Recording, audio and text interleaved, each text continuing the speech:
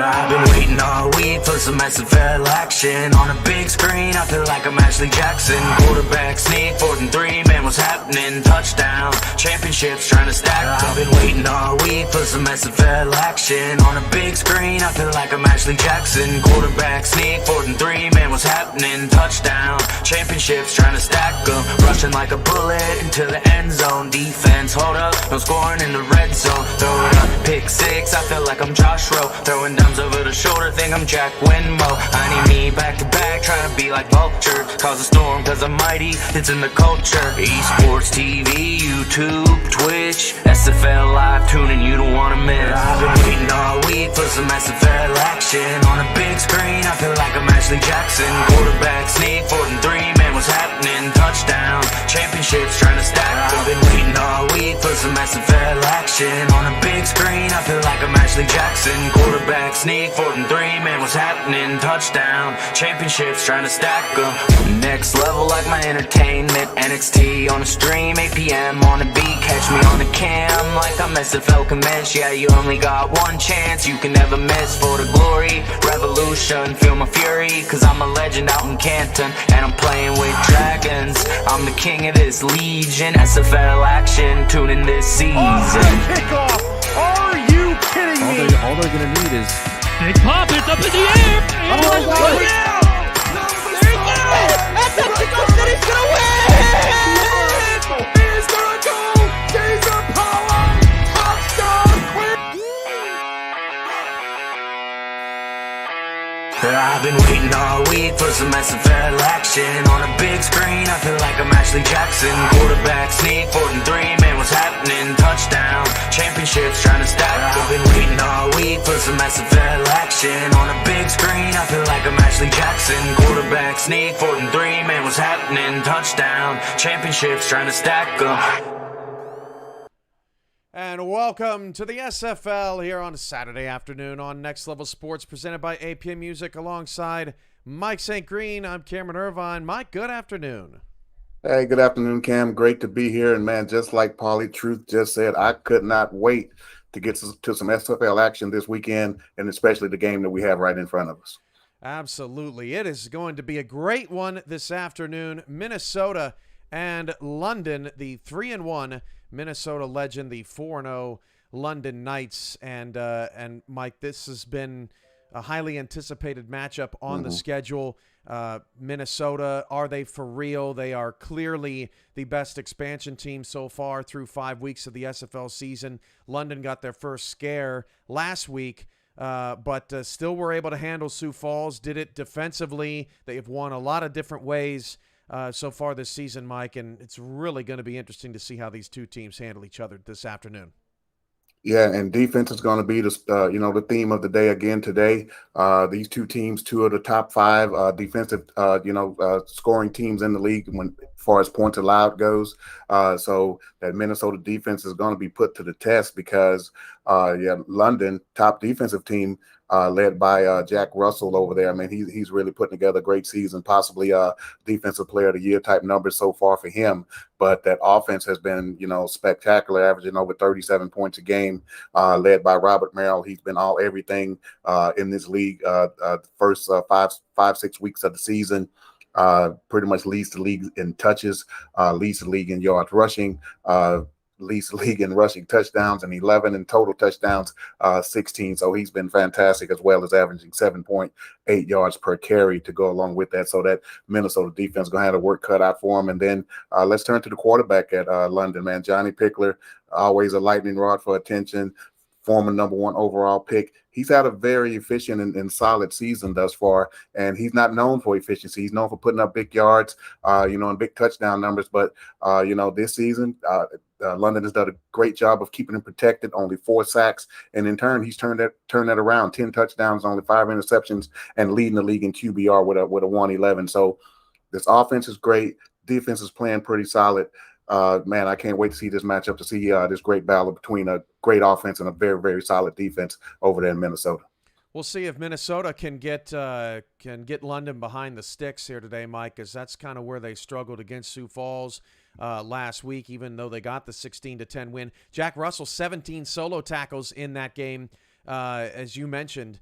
has been a terrific player for that London Knights defense. I'm really interested in this Minnesota defense, though, Mike. They have been outstanding, second best in scoring defense. They have one of the top running defenses in the league. But I feel like, Mike, you're a top run defense if you haven't played Robert Merrill this year, because if you play Robert Merrill, you're no longer a top-ranked run defense. And Minnesota has been very stout in their front seven, and how they handle the league's #1 rusher through the first 4 games of the season is going to be really interesting. Yeah, and they're led by Mark Merrill over there, Mello, over there on the front 4 with that defense. 4 sacks, leads the team. Their work's going to be cut out for them as getting pressure on Pickler. As I mentioned, the great offensive line over there has only allowed a few sacks so far this season. And they also led in that secondary by Cody Griffin, 6 interceptions, tied for first coming into this week. So, these guys, they're capable. They're definitely capable as an expansion team, as you mentioned. Can they keep London behind the sticks, force a couple of 3-and-outs, and just kind of pound the rock with Colin Hart? He 91 carries on the season, 7th in the league. So they like to pound the rock with him, get him going, move the sticks, keep that great London offense off the field, and then, maybe get a turnover here or there, and then we can see if they can pull an upset off. I mean, they are 14.5-point underdogs in this game, so that's a huge number. I don't think it's going to be that high. I think it's going to be a tough, tight, close game, but it only remains to be seen. It's a wild spread considering that the two teams are only separated by 1 game in the standings. Here's the rest of the slate today in the SFL. Baltimore takes on Charleston here in bonus coverage. Then later tonight, Matt Wilson goes for 50,000 yards. We'll preview that game for you at halftime against the Florida Storm. And then San Diego takes on Denver. Good slate today, Mike. Baltimore heavy favorites against Charleston as expected. But those are new rivals, and Charleston has something to prove at 2-2. Yeah, Charleston 2-2. This is a big opportunity for them to keep pace with Baltimore. Baltimore the past couple of weeks, they've had, competition hasn't been that great with Portland and Seattle. This is going to be a step up for them to see, what the measuring stick is for Baltimore in this game, I think, to see if they can, compete against an established team that's solid in their own right. Charleston, they're averaging about 31 points a game offensively. That Baltimore defense, they're top 2 in the league defensively. I mean, it's going to be this defensive-minded Saturday here, Cam, and we'll see if that Charleston offense led by Keith Swearingen, 6 touchdowns on the ground of his own, and great quarterback. And I always love his pocket presence. Kentez Johnson over there, quarterback for Charleston, man, he does a great job of running that offense, keeping them, in front of the sticks and keeping them moving.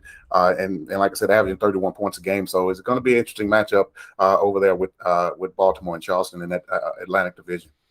We got a great one here on Next Level Sports. Minnesota and London comes your way next. Mike and I will be back here at the half, and you are watching the Simulation Football League presented by APM Music on Next Level Sports. Mike Daggs, Gerald Smith have the call on the other side of this break. Saturday Showcase here on NXT.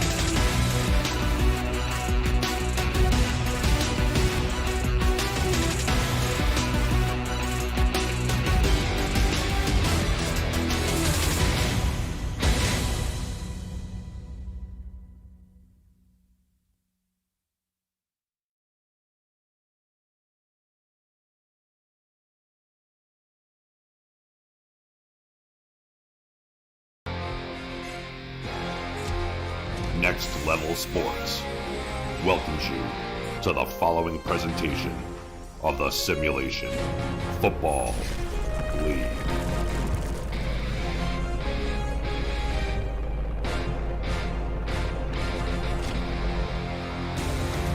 Good evening, everybody. Week 6 SFL action continues this evening across the pond in England. 11:40 p.m. local time as the London Knights host the Minnesota Legend. Good evening, everybody. I am Mike Daggs, and joining me in the booth all the way from the bayous of Louisiana, he's Gerald Smith. With us on stats today, Mark Mello and Zach Haldorf. You're watching the Simulation Football League presented by APM Music on Next Level Sports. Gerald, how you doing tonight? Doing great. Happy to anniversary to you and yours this past week. Why, thank you, sir. Hey, so Minnesota, they continued their road trip this evening here in London. 4 of their first 5 games have been on the road, but they fared pretty well so far, sitting at the top of the Central Division with a 3-1 record. Tonight, though, they go up against the red-hot, undefeated London Knights. London had their first scare of the season last week against the Sparrows, but otherwise they've won the other 4 games by 2 scores or more. London features the second-best scoring offense in the league and the league's top running back, but tonight they go up against the second-best defense in points allowed, featured by Minnesota. London wants to prove that they're the real deal. Minnesota wants to continue to impress. How can each team get that done tonight? Defense. Both teams will have to play tight defense. For Minnesota, who has the number 1 rush defense in the league, will have to try and slow down the rushing attack of London, who is number 1 in the league in rushing at this point in the season. On the flip side, London has the number 5 defense in the league in terms of yards allowed, while Minnesota has the number 26 offense in yards per game, which could spell trouble for the Legend. At the end of this one, whichever team defense plays the strongest should come out on top. All right, well, as Matt Wilson would say, there's only one way to find out, and that's on the field. So we will get down to the field and get this game started. London in black, Minnesota in white. London will kick the ball off to get things started. JT Delaney with the ball teed up, hand in the air. And we are underway here in London.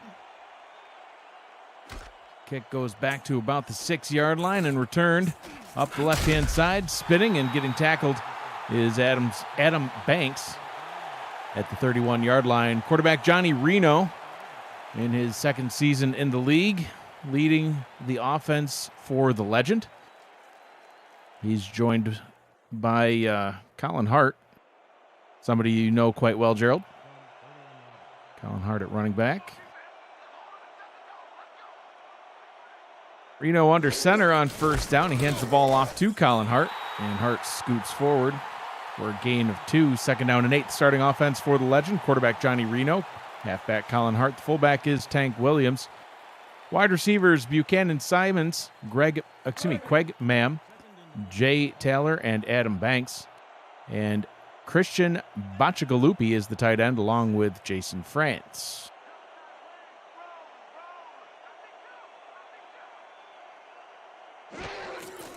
Reno hands the ball off to Hart once again. Back-to-back rushing plays to get this one started. 3rd down and 6.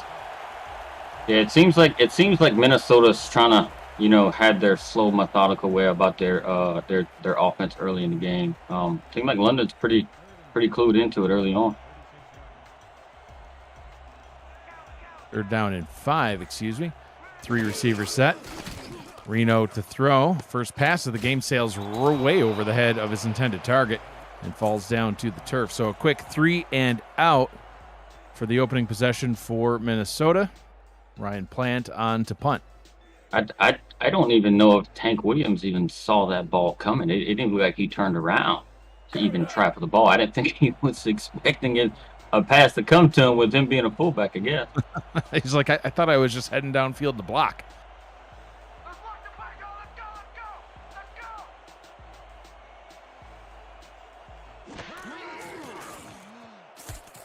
Punt is away for the Legend. Will fall down at about the 30-yard line and returned up to the 35. And that is where Johnny Pickler will take to the field. 6 seasons now in the league, the 2-time All-Star Johnny Pickler. 3rd season with the Knights and having a great one so far.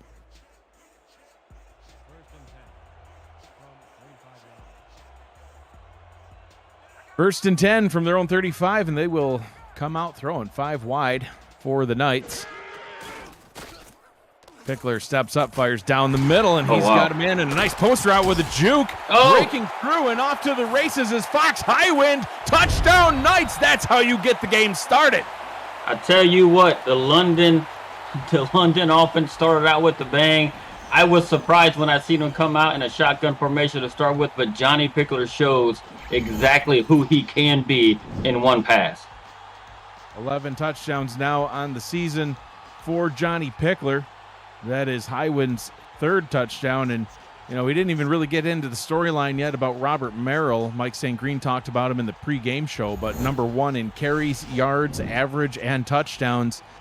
So how do the Knights use Robert Merrill on first down? Well, they keep him on the bench and throw a touchdown pass, of course. I mean, why not? Why not? Yeah, why not? Why not? Let's save them for when we need them, I guess. It's their thought process. We'll save them for the 4th quarter while we're running the game out. I don't know. That worked there. Extra point is up, and it is good. So London showing why they're 5-0 right now. Stifling defense holds Minnesota to a 3-and-out on their opening possession. They get the ball, 1 play, and 7 points. Just like that. Delaney tees the ball back up for the 2nd time. Adam Banks back to receive.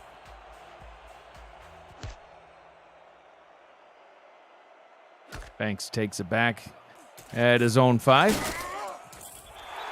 Gets it up to the 27-yard line. So Reno, only 1 pass attempt on their opening possession. That one sailed over the head of his fullback, Tank Williams. Colin Hart had 2 carries, only for 4 yards. So can only get better from here. 3 wide receiver set, 2 backs in the backfield. Short drop by Reno, gets it out into the hands of Colin Hart, using him in the passing game. That's good for a gain of 7. Starting defense for the London Knights. Defensive line, William Davidson, Selwyn Lane, and Cam Frosby. The linebackers, Jeff Gagne, Tony Roberto, and Telemax Scarborough. The corners, Tanner Hendricks, Brandon Ewing, Emmanuel Blackman. And the safeties, Anthony Wyo, the 10-season vet, and Jack Russell. Reno on 2nd down. Nice out route up to the top. That was beautiful timing route, Gerald. 1st down and 10 at the 39-yard line. Yeah, it looked like he threw that pass. He knew where Simons was going to be, and he threw it right as he was making his cut to make sure that the defenders didn't know that the ball was coming when it was supposed to be coming out after the cut.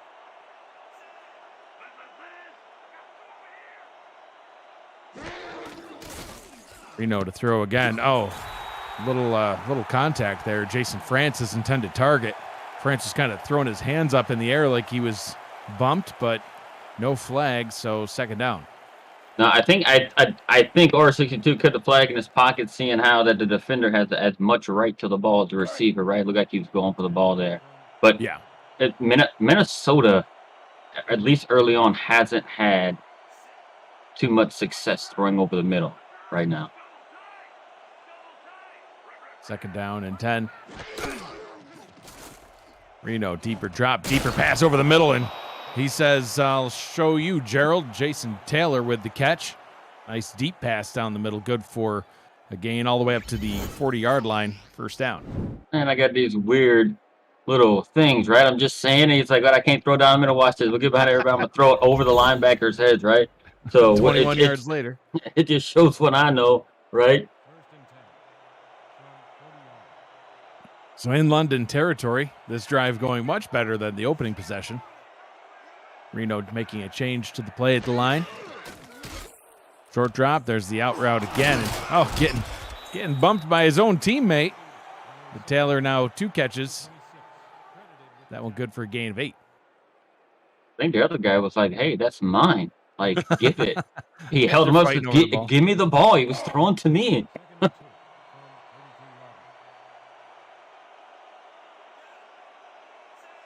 I formation in the backfield on 2nd down and 2.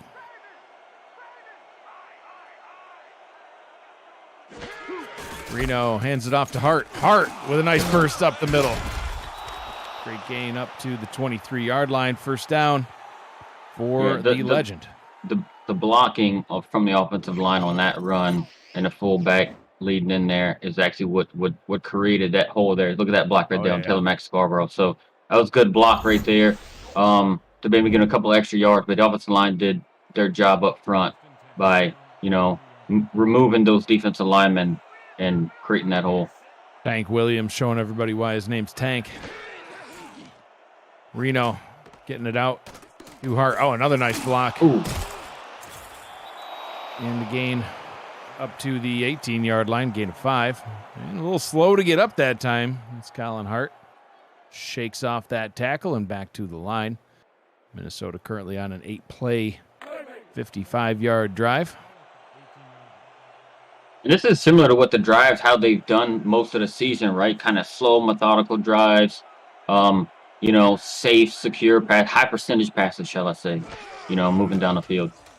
Reno fires over the middle once again, connects with France, first down and goal. He had a small window to throw that ball in, and he got it to France at the right time. Because if he would have waited a second or two more, I think he would have threw it right into coverage. Oh, yeah. Yep, France was right in the dead center of 4 defenders there.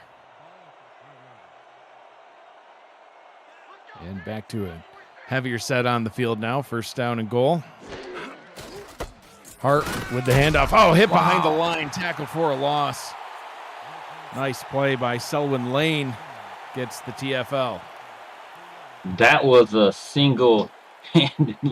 he single-handedly shut that whole play down. He murdered the offensive lineman and then decided, hey, the running back's next, and picked him up and slammed him to the ground.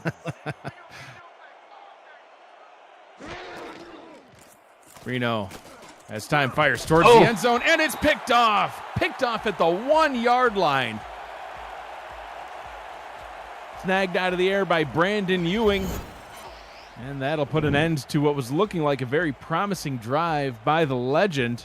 Ewing jumping right in front of it, getting his 3rd pick on the season. Yeah, I think Reno forced that pass. He had nobody open, and he felt like he had to get rid of it. The better thing for him to do would have been just to take the sack, but he tried to get rid of it and forced it in there, and it just didn't work. And Brandon Ewing's one of the better nickel corners around the league the last few seasons.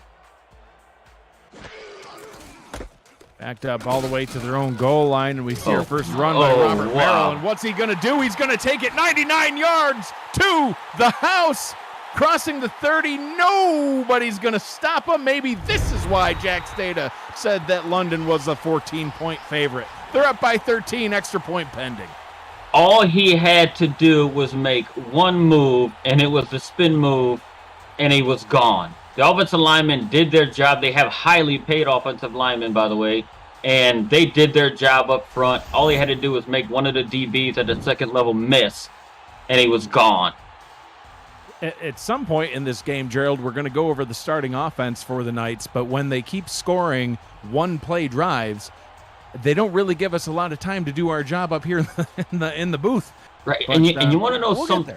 Look, and this is something too, which is it's blowing my mind. Right, over the first 4 games for Minnesota, they are number 1 in pass touchdowns allowed. They only allowed 2 coming in. Rushing touchdowns coming into the game, they have only allowed 2. They have allowed half of what they allowed all season in 2 plays. Yeah, and you look at the total stats from the teams. Look at the last line, total plays, 15 for Minnesota, 2 for the Knights, and look at the yardage differences. I mean, disheartening for the legend for sure, but, London fans are loving this one. Return taken up to the 26-yard line, and Minnesota finding themselves in a hole early on. Gerald, they had a really nice drive going. Their first possession, 3 and out, but then 11 plays, 64 yards, getting it all the way down to basically the half-yard line was where it was picked off. They've got to get something going now. Reno back to throw, out route up top. That one is complete. Pass taken in by Buchanan Simons. Minnesota's doing what I feel like they should do, especially here, having just getting shell shocked, on 2 plays from the London offense, and you're down 14. But slow the game down to your pace. Play your own game on offense here. That way you can, get you guys in a rhythm. Let your defense get a breath, even though they've only been on the field for 2 plays. And hopefully you can turn this around. Reno to pass, out route again. Simons has had some success on that one so far today. Gets another first down. Moves the chains at the 39. Yeah, and look, even though the London defense, right, they're just right now, the London defense is playing a little bit off, and Minnesota right now, it's just going to take what they're giving them, and they should.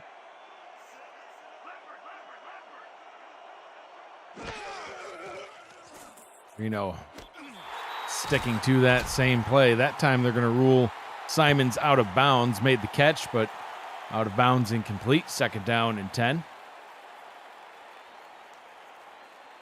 Like he was doing a little dance move and danced himself right out of bounds for making the catch there.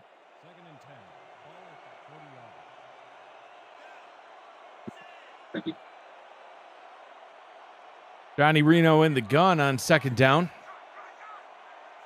He's made an audible, I think, on every snap of this possession. See what he sees this time. Reno goes deep down the middle, jumping and making the catch down at the London 39-yard line. Is once again Buchanan Simons, now with 40 yards on the day. Yeah, he went up and got that pass there. He had to jump in front the safety and everything else because Anthony Weil was right there. If he doesn't jump up, I don't know if he catches it or not. Anthony Weil was there waiting on it to come down, and Simons just popped up in front of him, took it out of the air. 2 tight end set on 1st down. Ball is handed off to Colin Hart. Colin Hart trying to show what he can do in the running game, and that's good for 12 on that play. Yeah, and Minnesota's got to keep doing stuff like this, right? Not that their last drive was bad. They just had one bad decision happen right at the end of that drive. And I think they're going to be okay if they can keep doing this, but their defense will have to tie it up on the other side, especially if, their offense keeps moving down the field like this and put themselves in scoring situations. Right. I mean, they obviously can't be allowing these one-play big drives from London. Oh, another nice out route, that time down to the bottom. Jay Taylor getting the catch. Contested catch on that one, but sets up Minnesota with a first down at the London 11. I mean, and this drive is looking just like the last drive, how they moved down the field. Picking up the yardage they need to keep moving the ball, inching closer. Let's just hope that Minnesota can, not turn the ball over this time, being this far down into the red zone. Yeah, absolutely. I mean, literally they were just 5 yards away from scoring on their last possession. Gets it up to Simons, right back down to where they were the last time around, down at the London 5, this time with a 2nd down and 3. Simons with his 5th catch of the ball game.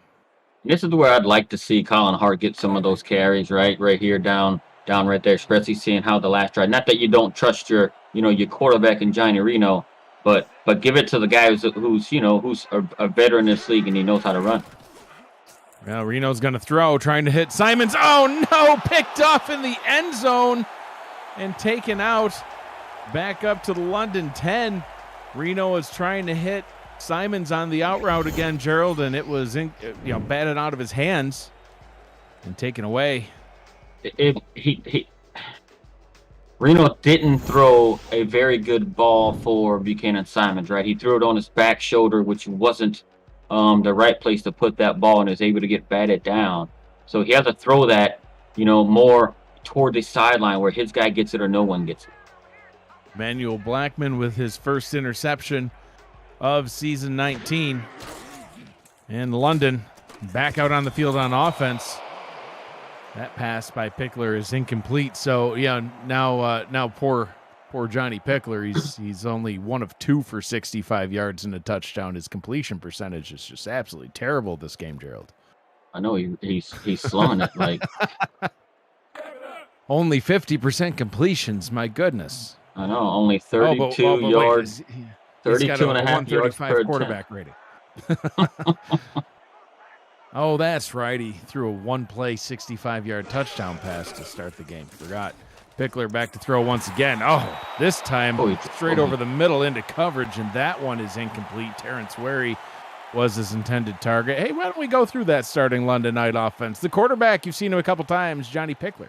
Robert Merrill, you've only seen once for a 100-yard touchdown. Tiberius Bovine is the fullback. The wide receivers, Terrence Wary, Fox Highwind, and Vin Kalea. The tight end is Benji Matson, and yeah, high-paid offensive line. We'll get into them next. Pickler with a 4-receiver set on third down, and this one is going to be complete up the right-hand side all the way up to the 38-yard line. A great catch, broken tackle, and run by Terrence Wary. And look, and the protection Johnny Pickler had was amazing, and Johnny threw it. Johnny saw the positioning of the defender there and knew he couldn't lead his receiver too far through it, so he threw it slightly short so his receiver could grab it. And then the receiver decides, well, I'm going to truck the defender while I'm at it. The one of very few teams in the league that make this sort of investment in the offensive line. They have 4 highly regarded offensive linemen: Anthony Anderson, Perrin Ayabera, Wallace DeMorinville Jr., and Demetrius Farmer. All the way from left tackle to right guard, they're investing in this O-line. That pass out to Robert Merrill, good for a gain of 8. And it's been amazing so far, through, I don't know if you can call the first 2 drives by London drives because they were just one play, but how the Minnesota defense isn't really holding up at the moment.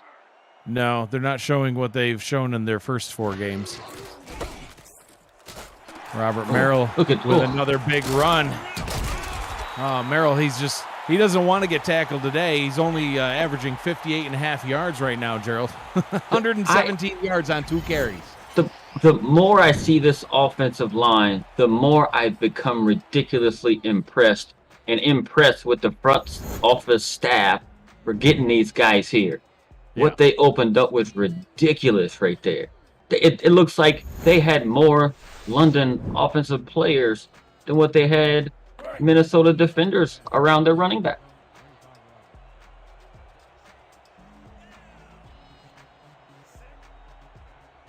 Three receivers, tight end, and running back in the formation for London. Pickler gets it out to Merrill. Merrill held to only a yard on that pass, Gerald. A rare short play by London on the game so far. Starting defense for Minnesota.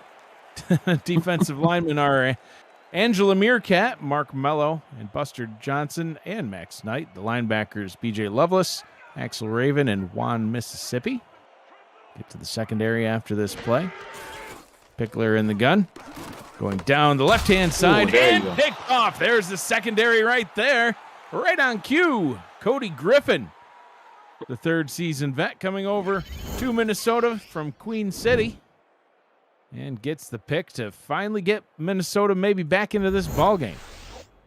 Yeah, he made a great play on that ball. And look at the defender receiver didn't get his head turned around enough to be able to locate the ball to put a good jump and possibly catch it or bat it down from the defender getting it. But this is what Minnesota needed their defense to do for their offense to get back on the field and hopefully put up some points. Cody Griffin, a bright spot on this Minnesota defense, leads the league now with 7 interceptions. Pickler gets that, Reno gets that pass away and complete to his rookie tight end, Christian Bachagalupi. I'm not even going to try and pronounce that. Yeah, I was really hoping that they would throw a pass to him so that I could say that name in this game. And, well, it's already happened. All London so far in this one, 14-0 over the visiting Legend.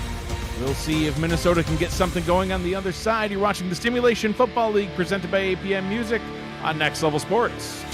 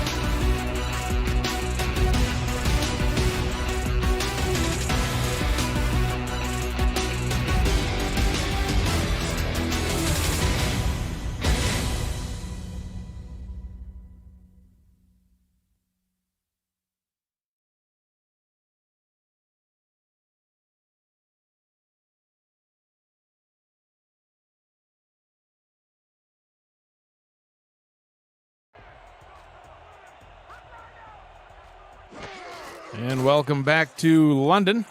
Continue on this drive by Minnesota. I am Mike Daggs. He's Gerald Smith, Mark Mello, and Zach Huldorf with us on stats. Cameron Irvine, our producer, and Christian Bacciagalupi getting his first career catch on this drive, Gerald. Yeah, that was a nice little route, but you know, I'm sure the coach is like, hey man, you gotta know where the sticks are. Don't put us in these third and shorts and you know, and make it tough on us. Reno to throw, gets it out to Colin Hart. Colin Hart with a blocker out in front, stiff arms the defender to the turf, and gets the first down for the Legend. And he was wide open, and he had a convoy in front of him too. He got a good block right off the start right there, and then he just, you know, continued on by just trucking a guy. So both of these teams in their previous outing only put up 16 points each. Minnesota beating Motor City in overtime 16-13. London narrowly escaping Sioux Falls with a 16-10 victory. London with already 14 points in this one in just the first quarter. That quick pass out to Jason France gets Minnesota another first down. Still looking for their first points of the ball game.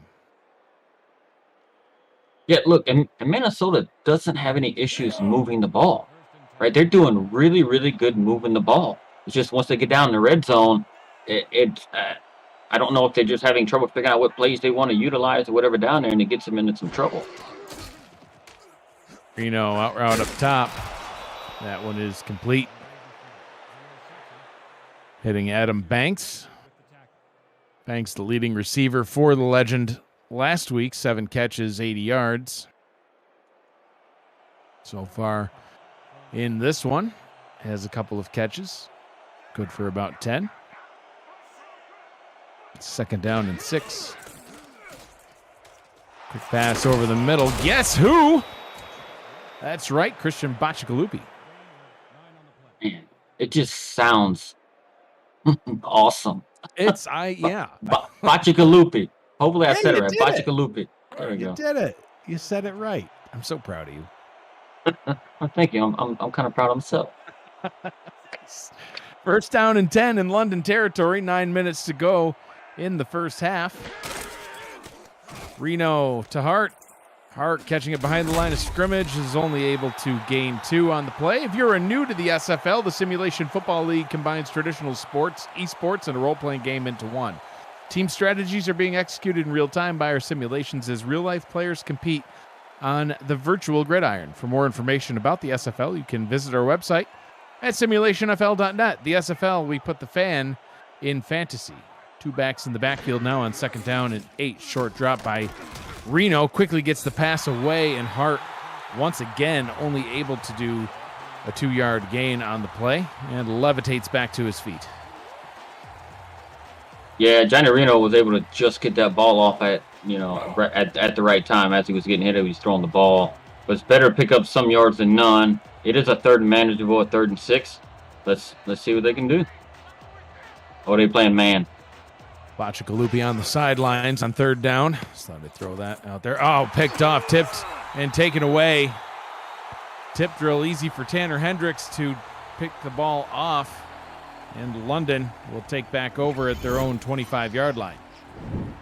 When I see that's why I made note that they're in man. When they're in man coverage is when those interceptions have happened on all 3 of their drives.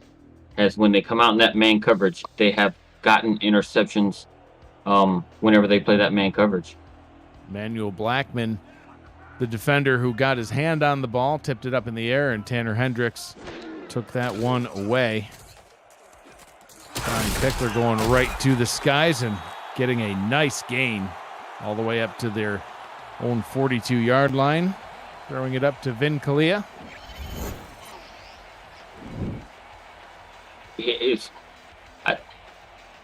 They're just rolling right now. Like just the London offense and defense, they're kind of rolling right now. It seems like at this point they haven't done much, if any, wrong. They're just like a well-oiled machine, right? You know, through the first quarter and a half. Yeah. Hats off to the defense so far, especially. I mean, obviously the offense has put the points on the board, but the defense I mean, the defense, you can't honestly say enough about them yet. If you look at the drive summaries for Minnesota so far, their first drive was a 3-and-out. Credit the defense of London. Their second drive, 11 plays, 64 yards, picked off at the 1. Their third drive, 8 plays, 69 yards, picked off in the end zone. I mean, and now another pick to end that last drive, which was 9 plays, 47 yards. Defense, defense, defense for London. Pickler says, oh, yeah, watch this. He tries to get something done on offense, making another big play. Vin Kalia, his intended target, but that one's swatted down to the turf. 3rd down and 7. That was a good opportunity for the Minnesota defense to get themselves, a turnover and get their offense back the ball, but they just swatted it away. Well, they did pick off London on their last drive too, so they almost had a back-to-back interception situation, but not to be. See if they can stop on 3rd and 7. Ball's handed off to Robert Merrill. They cannot stop the 3rd down and 7 from being converted. 1st down up to the 43-yard line. It's just like it's the holes that are being created is ridiculous right now. Like it's like these teams, the London offensive line and the Minnesota defensive line is on 2 completely different levels right now. 1st down and 10 for the Knights. Merrill takes the handoff, and there is a flag on the play. Let's see what this flag is. I think it's a hold.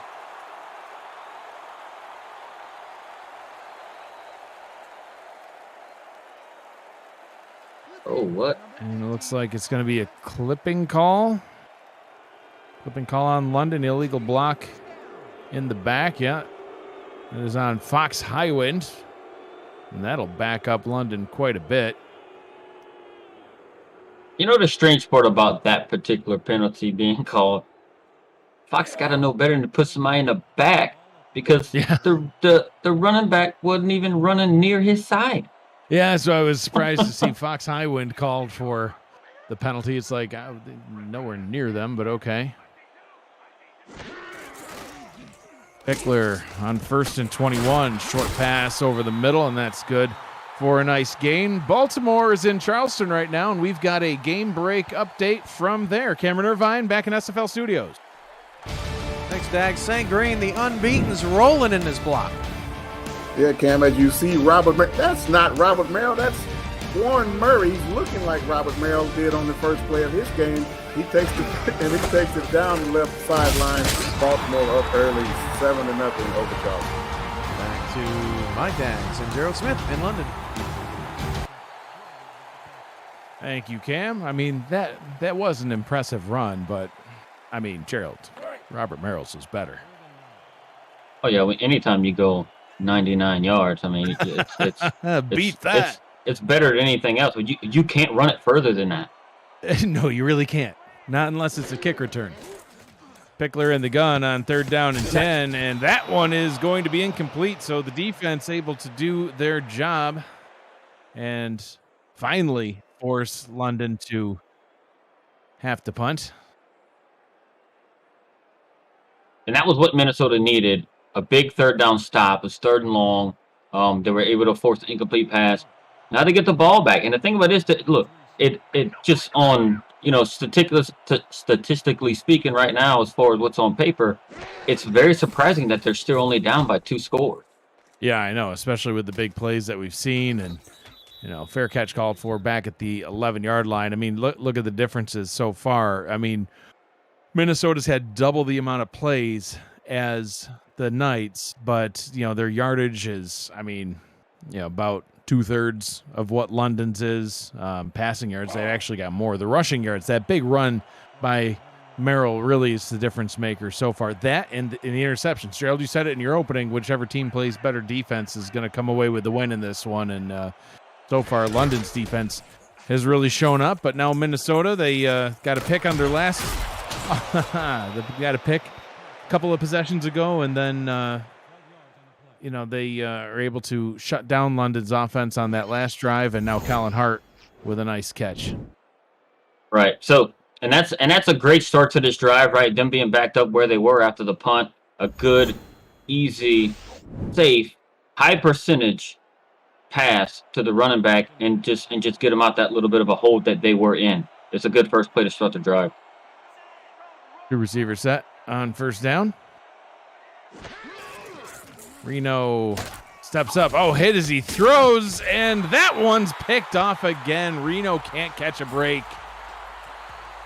The defensive line created that missed throw with hitting him as he throwed it. He wasn't able to follow through. Right, who's that? Cam Frosby. He wasn't able to follow through on his pass, and they just had it sailed high. Just it's easy pickings for the defenders. 1, 2, 3, 4 possessions in a row now for Minnesota, all ending in an interception. And London starts off this drive in Minnesota territory. 4 minutes to go in the first half of action. Pickler to throw, gets it out to Merrill. Merrill with blockers once again, getting a nice gain of 8 all the way up to the 39-yard line. Esports TV has partnered with the SFL to bring sim football to millions of homes over the next 2 years. ESTV is the world's first 24/7 live linear and video-on-demand esports channel available everywhere through your smart TV, on your phone, through Roku, Amazon Fire TV, and more. Visit estv.co to learn more about its programming and to find all the ways you can catch SFL action on the network. And Merrill that time goes for a short loss. Oh, severely hurting his average, Gerald. Yeah, we can't be having that. Down to 20-something yards, I think it said, per carry. I bet head coach Liam Crowder's tossing the clipboard down right now. What are you doing? Well, a big opportunity for Minnesota's defense if they can stop London on this 3rd down and 3. They get it out to Merrill, and his momentum will carry him out of bounds. I think they're actually going to rule that pass incomplete, Gerald. No, it is complete for a gain of 1. But it's 4th down and 2 on the Minnesota 39. See, this is where, if I'm the coach, I just go for it because I'm up 2 scores. It's the 39. I don't know. Yeah, they send the punter out. Well, the way the London defense is playing, hey, you want to pin them back as far as you can, right? So they don't want to give Minnesota no momentum by not converting on that 4th down and putting them in a position to score, especially with how close it is to half. I think they just want to keep them pinned back and make them work for every yard. Right. No, that makes sense. Shane O'Donnell, the punter for London, able to pin Minnesota back deep, back at their own 11. So 3 and out on their opening possession. Pick, and pick on the next 4. What can they do on this drive? Still looking for their first points. And a free play will be in order because that pass went for a loss of 2. You gotta take a shot there. You know what I mean? It's a free play. Take a shot, throw it. Close your eyes and chuck it if you have to. Who cares, right? Throw it to a fan, not behind the line of scrimmage. I mean, literally anywhere. But Selwyn Lane, the guilty party for the Knights, jumping off sides, spotting Minnesota a free 5 yards. One of the only mistakes made by this London defense so far. Look, and I got to give it to Minnesota's defense the last 2 drives, right? They've actually turned the ball over. The offense did the last 2 drives prior to this one. And they were able to hold tight and actually, force a punt.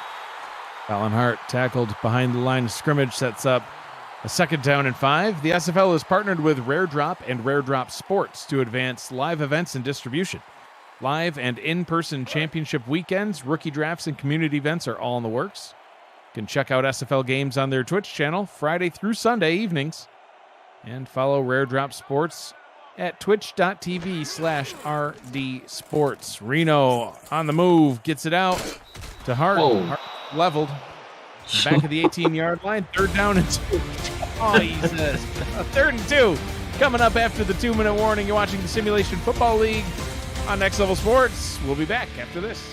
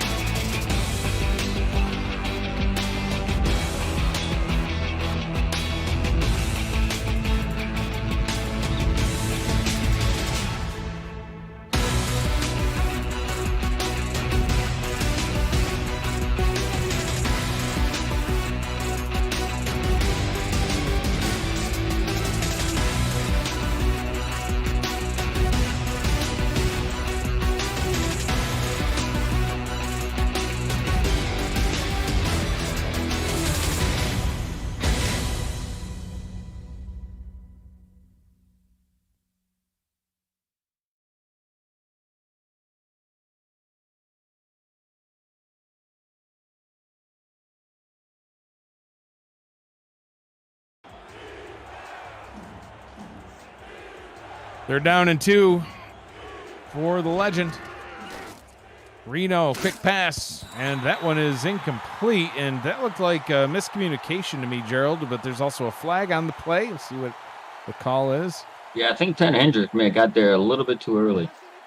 They are indeed calling pass interference, and that they're actually calling pass interference on Telemax Scarborough. Where was he? I don't know. Well, I mean, he did. He made the tackle, and then the cameraman focused over on Hendricks. I think the cameraman might have just been confused, but if you watch back on the replay, Scarborough actually pulled the receiver down to the ground right as the pass was getting there. It was, I don't know, it was close. I'm not sure the flag was warranted, but it does give Minnesota a little bit of new life. First down and 10 at their own 29-yard line. Reno gets it out to Hart. Hart spins and gets tackled at the line of scrimmage. Coming up on the 8 p.m. Music Halftime Report, Cameron Irvine and Mike St. Green will break down the first half between the Legend and the Knights. Check out all the Week 6 polls, recap a wild game between Houston and Gerald's Louisiana Revolution. We'll preview tonight's legendary matchup between Florida and Mexico City and update you on action going on in South Carolina between Baltimore and Charleston. It's all coming up on the Halftime Report. Oh, that could have been the 5th drive in a row ending in an interception, Gerald. Brandon Ewing had an opportunity to pick that off. Watch, Tanner Hendricks swats it, and Ewing just kind of watches it.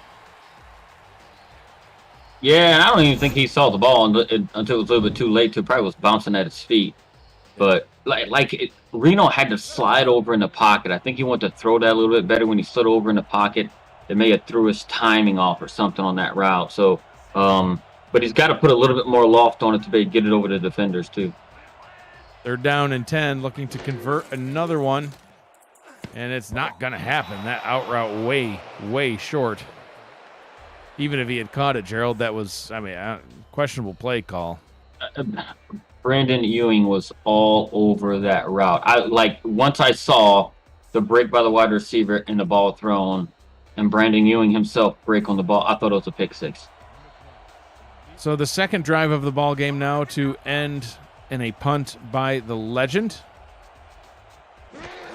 The other 4 drives have ended in a pick, so I guess this is a slightly better outcome, but still it's going to give the Knights another opportunity as they take the ball back at their own 38-yard line. Johnny Pickler so far in this one, Gerald, he's 7 of 11, 128 yards, a touchdown, and a pick. Robert Merrill, really the story of the game so far, 7 rushes for 141 yards, but we'll see what they do on this drive. Their only points, Gerald, so far have come off of 2 big plays. Otherwise, the Minnesota defense has done a good job of holding them, save for those 2, touchdown big play drives. So we'll see what they can do during the 2-minute drill, starting out with Robert Merrill getting a gain of 8, and they'll go into the hurry-up. And that's a great start to this drive, especially in a short field. To see how much further they can push it. Pickler will throw again on second down. A little out route down to the bottom. Actually, a deep out route down to the bottom. That one's a nice route by Fox Highwind as he gets his second catch of the ball game now with 79 yards. And they were in a perfect formation there, too, to be able to do it right, because you can run out of that. You got short passes, you get you tight end in there, all that good stuff, too. So I think in that particular formation that they went hurry up, I think it was beneficial to them because you can do anything out of that formation. First down and 10 in Minnesota territory, 53 seconds left in the first half. 4 wide receivers and a tight end in the set for the Knights. Pickler throwing on the run, and that one costs him as it's taken away. Oh! And nobody out in front of him. He's only got one man to beat. Can he beat him? 30-20, the first points of the game for Minnesota. Comes off of a pick 6. That was caused by the defensive line getting near Johnny Pickler and made him make an errant throw. And he almost looked like he picked that up off the ground, almost fell down, picked it up, and took off. Cody This Griffin, is- I told you he was one of the bright spots on this Minnesota defense. Now his 8th pick on the season, leading the league so far in season 19, his 23rd of his career, his second pick 6 of his career, and he, just like that, Gerald, is able to make this a one-score game. It's felt like all London based on the scoreboard, but now, you called it. You called it in your opening. You said whichever defense plays better is going to come away with the win. It's been all London's defense at first, but then Minnesota's defense starting to turn it on after allowing those 2 big plays, and now the biggest play yet for their defense as they get the touchdown. Mickey Malillo with the extra point. One-score game. And that's exactly what they needed too, right? So especially with them, London's going to get this second half kickoff. They needed some type of momentum to be able to take into half and say, hey, we're not out of this. Hey, yeah, we're struggling, but the defense picked up the offense, and they have been, for the better part of this first half. Yeah, exactly. That return up to the 27-yard line. So now both quarterbacks with multiple picks. Pickler with 2, Reno with 4. So a lot of turnovers, a lot of great defensive play on both sides of the field. And there's the man of the hour, Cody Griffin, just coming off of that nice pick 6. He's back out onto the field. He wants to do it again, but I'm going to guess we'll see some Robert Merrill here. Pickler does indeed hand it off to Merrill. Merrill does not get a 99-yard touchdown rush this time. He gets a 1-yard gain. Still has 135 yards on the day, but most of that was from that one run. Otherwise, the stats are deceiving right now, Gerald. This Minnesota defense has actually done a really great job. Yeah, they've ever since those first 2 huge plays, right, when we felt like maybe the game was going to get flipped on its head and maybe a blowout, the defense tightened up enough to be able to slow down the London offense. Pickler will throw for the final play of the first half. And we are at halftime. We'll be back with the APM Music SFL halftime report with Cameron Irvine and Mike St. Green after the break. It is a one-score game here in London. You're watching the Simulation Football League presented by APM Music on Next Level Sports.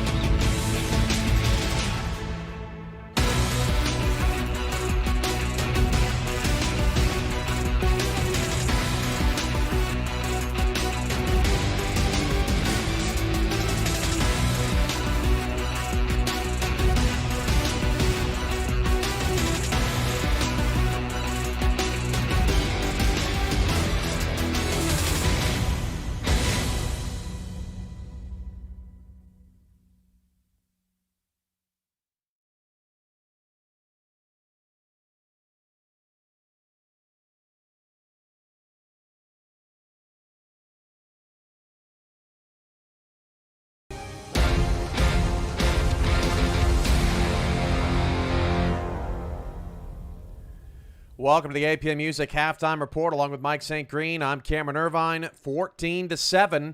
London leads Minnesota at the half, but it was what happened at the end of that first half, Mike, not the beginning, that has everyone talking. The Minnesota Legend, I can't believe it, honestly, Mike. They are only down 7 in this football game. Well, Cam, the way the game started off, my initial thought was, are the bright lights, too big for Minnesota at this moment? Were they ready for this, for this moment, being under bright lights, national TV, things of that sort? 2 quick plays. They were down 14 points, a couple of red zone interceptions. But, man, this defense has really stepped up since that Robert Merrill touchdown, acquitted themselves nicely. A couple of big picks by Cody Griffin, including the pick 6, and we find ourselves in a tight ball game. A 7-point game. London does get the ball to start the second half. Mike, what did you think of London's defense? Very impressive against Johnny Reno in that first half. And really, I guess there was 1 or 2 throws from Reno that were poor, but it just seemed like a lot of flying to the football on London's end. Just a very good effort in the first half. Yeah, extremely talented defense. These guys have 4 interceptions of their own. And we haven't even mentioned Jack Russell's name this entire game. We haven't heard his name mentioned. These guys have stepped up. They're super talented. Most of these guys came back on from the defense from last season. And, yeah, they've been totally impressive. They've done everything that we expected them to do, being a top 5 defense in this league. Tim Hackett said it in our chat about Cody Griffin. Can we call this guy the best corner in the league? I mean, there are a ton of options, but he's the best young corner at the very least. He's been in the league only a few seasons, Mike. He now leads the league in interceptions with 8 in 5 games. He's playing out of his mind right now, and we may look back at this offseason and talk about Cody Griffin as being the biggest acquisition in free agency this offseason. Yeah, he's done a fantastic job since coming over, and he definitely made a name for himself over at Queen City. And when I saw that name, Cody Griffin, I'm like, I had to look at my roster sheet, like, where have I heard that name? Yeah, he definitely made a name for himself at Queen City, and he's continuing that over there in Minnesota. The huge pick 6 to keep these guys within arm's reach of the Knights. And looks like we may have lost St. Green. That's a terrible way to lose someone with that still shot. So we'll try to get Mike back here in a little while.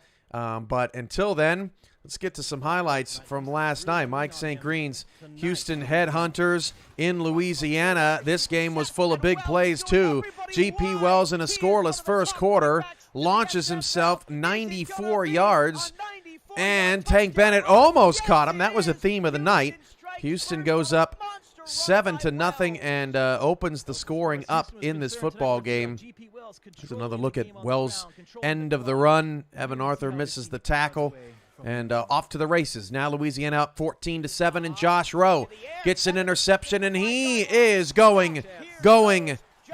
Josh Rowe, his sixth, count 'em, 6 defensive touchdowns in his career. Only Louisiana's Rolliman Hood and Evan Arthur have more. Hood leads the league all-time with 8 in his career, but Rowe has gotten his 6 in just 22 total interceptions, and just like that, we were tied again at 14.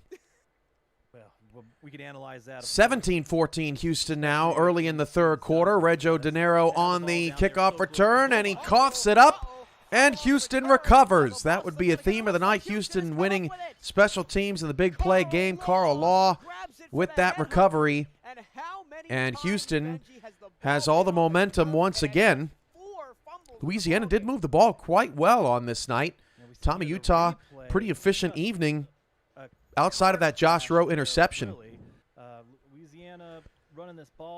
Houston on the ensuing drive from the 25-yard line. There's a look at Dave Burr. Had the Headhunters off to a 3-1 start. And Dave Burr on the very next play hits D.R. Sim, who breaks a tackle and scores, gets into the end zone. That's a touchdown, and that's a 24-14 lead. Flash forward, Houston's up on Louisiana 31-21, and Louisiana is not done. Reggio De Niro with the touchdown. Now it's a 3-point game. 34-28 now. Back of the end zone, Lyric Da Vinci. That pass is caught for a touchdown. And just like that, Louisiana is up by 1, 35-34 in this wild back-and-forth football game. But Houston was not done. Greg Corky with 24 seconds to go on the ensuing kickoff beats the kicker Otis Boudreau, and he's going. Look at Tank Bennett, chase him down, gets him at the 1-yard line. Houston would end up kicking a field goal and giving Louisiana one last shot at this one. 37-35 would be the score after the Houston field goal. And Greg Corky, who appeared to be the savior, ended up quite being the culprit of a Louisiana comeback as Tank Bennett ends up making the play, making the stop. Here's the field goal, as I mentioned, to put Houston up by 2 with 12 seconds to go. 37-35, Houston over the Louisiana Revolution, and on Louisiana's final last-ditch effort, their last chance at hope for this game after just leading 20 seconds ago. Tommy Utah with pressure from behind gets hit, and that's it. 37-35, Houston wins. Mike St. Green is back. I'm sure they've clipped your facial expression when we lost you there, Mike, but 37-35, Houston gets the win over Louisiana. Big win for your ball club, but this was a back-and-forth game. And you mentioned to me off the air, Mike, that Louisiana was the toughest opponent that you guys had to face through 6 weeks of the season so far when you all were scouting them and preparing your game plan for the week. Yeah, Cam, I made it back in time to talk about that game. Louisiana, man, they were. Thanks for leaving me hanging for the entire highlight reel. I appreciate that. The Revolution, they were a tough opponent to prepare for sure. They were exploiting a lot of things that that we were wanting to do, in the sims and the scouting that we've done on them all week long, and they were just a tough team. I didn't feel comfortable going into this game. I know Jack's data had us as a 10.5 point favorite in that game. I just didn't see it, and none of our scouting department saw it all week long, preparing for these guys, and we were very fortunate to come out with a win last night. So Houston goes to 4-1, Louisiana 1-4, but that is a tough out at 1-4. And Mike, their division is actually, they're only 2 games back of their division. They have 7 more to go. It is still very early on in this young SFL season. We'll see what happens in the East with Florida, Atlanta, and Louisiana, along with Jacksonville. Let's look at some rankings compiled by Premier Stats Group and Jack's data. Let's first take a look at the media poll. Mike, London getting 3 votes in the media poll, 3 first-place votes. D.C. 3rd, Mexico City 4th, and Houston rounds out that top 5. Minnesota in there at 6. Media liking what they're seeing out of the legend, and then Vegas and Vancouver round out your top 8. Well, I definitely think the media is onto something with the 3 first-place votes with London. They're showing us what they are definitely made of today, as well as the Vultures, of course, defending champs. So they deserve that 7 first-place votes as well. But I think we're witnessing today, without a doubt, 2 of the best teams in the league, I think. How about the coaches poll this week? Not as favorable in London's direction. 19 first-place votes for Baltimore. London did scratch 1, although I wonder if that does London's coaching staff saying, hey, we deserve to be up there at number 1. DC 3, Mexico City 4, Vancouver at 5. Not as high on Minnesota, back at 10, and then Houston, Vegas, and Arizona round out that top 8. Any interesting things there out of that top in your mind in the coaches poll, Mike? Well, definitely 6 and 7 kind of stand out to me. Trying not to be too much of a homer here, but Houston beat Mexico City. Vegas, they have been on a roll, and I know this poll was before coming into this week. But Vegas, they've been spectacular. Vancouver, they do have a couple of close losses. Both to Baltimore and to DC that we saw last week. So maybe they deserve to hang around at 5. But DC, right there at 3. They only lost to Baltimore in a great comeback win against Vancouver. So I think the media, the coaches poll are really onto something with their voting this week. And we won't talk about it much on this halftime report because there's not much to talk about. Vegas destroyed Jacksonville 34-14 last night. And that was, just a crazy game if you got to see it, if you got a chance to see it. If you didn't, Vegas is still rolling. That's all that matters atop the West Division. And this is where things get interesting. This is your Jack's Data team rating poll. They do a bunch of number crunching, all that stuff. You got Vancouver at 3, DC at 7, despite DC winning without Kevin Say. Vegas is still there at 6. Minnesota is there at 8. They don't like Arizona and Houston as much, but they got Lone Star and Louisiana there in that top half as well. It's just very interesting to see analytically where Jack's Data sees the teams through 5 weeks. Yeah, this is where they lose me, Cam. When you get to doing all this math and analytics and things of that sort, I have no idea how these guys come up with these numbers. So I would not argue any of these numbers because I'm not sure how they compile them. Of course, I see a few teams that's higher than I would expect them to be. Just for one, no disrespect to the Florida Storm, but that seems a little high to me from what I've seen for them from my eye test this season. That looks a little high, but other than that, man, I'll just have to roll with what the numbers and these great numbers crunches over there, Jack's Data, have to say about this one. Yeah, I think that's the biggest discrepancy is the Florida Storm there at number 5, and if you believe Jack's Data, you're looking at a top 5 matchup coming up next on the SFL YouTube channel with Florida and Mexico City. And this game holds some special meaning, Mike. We've got a legend chasing a milestone that's never been achieved in the SFL. Matt Wilson stands at 49,682 passing yards. He is 318 away from 50,000. There you see Ron Cochran, third on the all-time passing yards leaders among active quarterbacks and overall, for that matter, 41,444. Those two will take on each other tonight. Ashley Jackson, Marcus Dunhill round out that top 5, but they are distant from these 3 legends, and particularly Matt Wilson, who's just very close to this milestone, Mike. And if he can hit it tonight against Ron Cochran and the rival Florida Storm, I mean, talk about a picture-perfect way to cap a career. Yeah, Cam, big moment, for Matt, big moment for both teams. And, what better way than to get that accomplishment than against a rival like the Florida Storm. And that is a home game for Mexico City, if I'm not mistaken. Yep. And then, and to do it in the newly named, Matt Wilson Stadia over there in Mexico City, man, that would just be fantastic for him to accomplish that tonight. So we'll see what happens with that. That's later on tonight on the SFL YouTube channel. Going on the SFL Twitch channel right now, Baltimore has opened up their big playability on Charleston, Mike, 24-3. The Vultures lead the Predators. And while Charleston hasn't played a bad game, Mike, they're just getting burned over the top. They're letting Baltimore get way too many big plays on them. And we talk about it all the time off air, Mike. Baltimore will lull you to sleep. And they get a couple of big plays, and just like that, I mean, it almost feels like the game is over.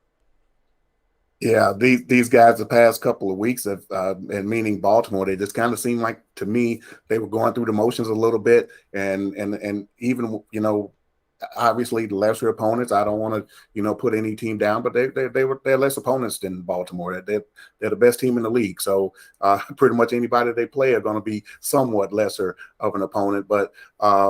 This week, we see them kind of open it up a little bit. We didn't see them go over the top as much against the past couple of weeks and actually to start the season out. But, man, you have to go to the second and third page of the stat sheet to find Mac Chima and Ivory Irving. But we've seen them both come up with big plays. And, of course, we saw Warren Murray to start the game off very similarly to what Robert Merrill did with London with a big touchdown run. And these guys, the defense, just as great as they always are. A couple of interceptions from Loshaw and Elijah Warfield. So these guys just doing a great job and doing the typical thing we're accustomed to seeing from the Baltimore Vultures. Should be in for a great one in this second half. We'll keep an eye on that Baltimore-Charleston game. In fact, the Charleston Predators just got a touchdown, so they answer a long bomb from Baltimore with one of their own. A touchdown to Davius Reed has Baltimore shaking just a bit, maybe, Mike, although I don't know if Baltimore shakes anymore these days. Nothing seems to scare them. Right now, Minnesota's defense might scare London 14-7. The Legend defense keeping a minute. Cody Griffin's pick 6 has helped awaken the Legend, but we'll see if they can get their offense going. This is the APM Music. This has been the APM Music Halftime Report, and Mike and Gerald have your second half on the other side of this break. Mike and I will be back here to wrap things up in postgame.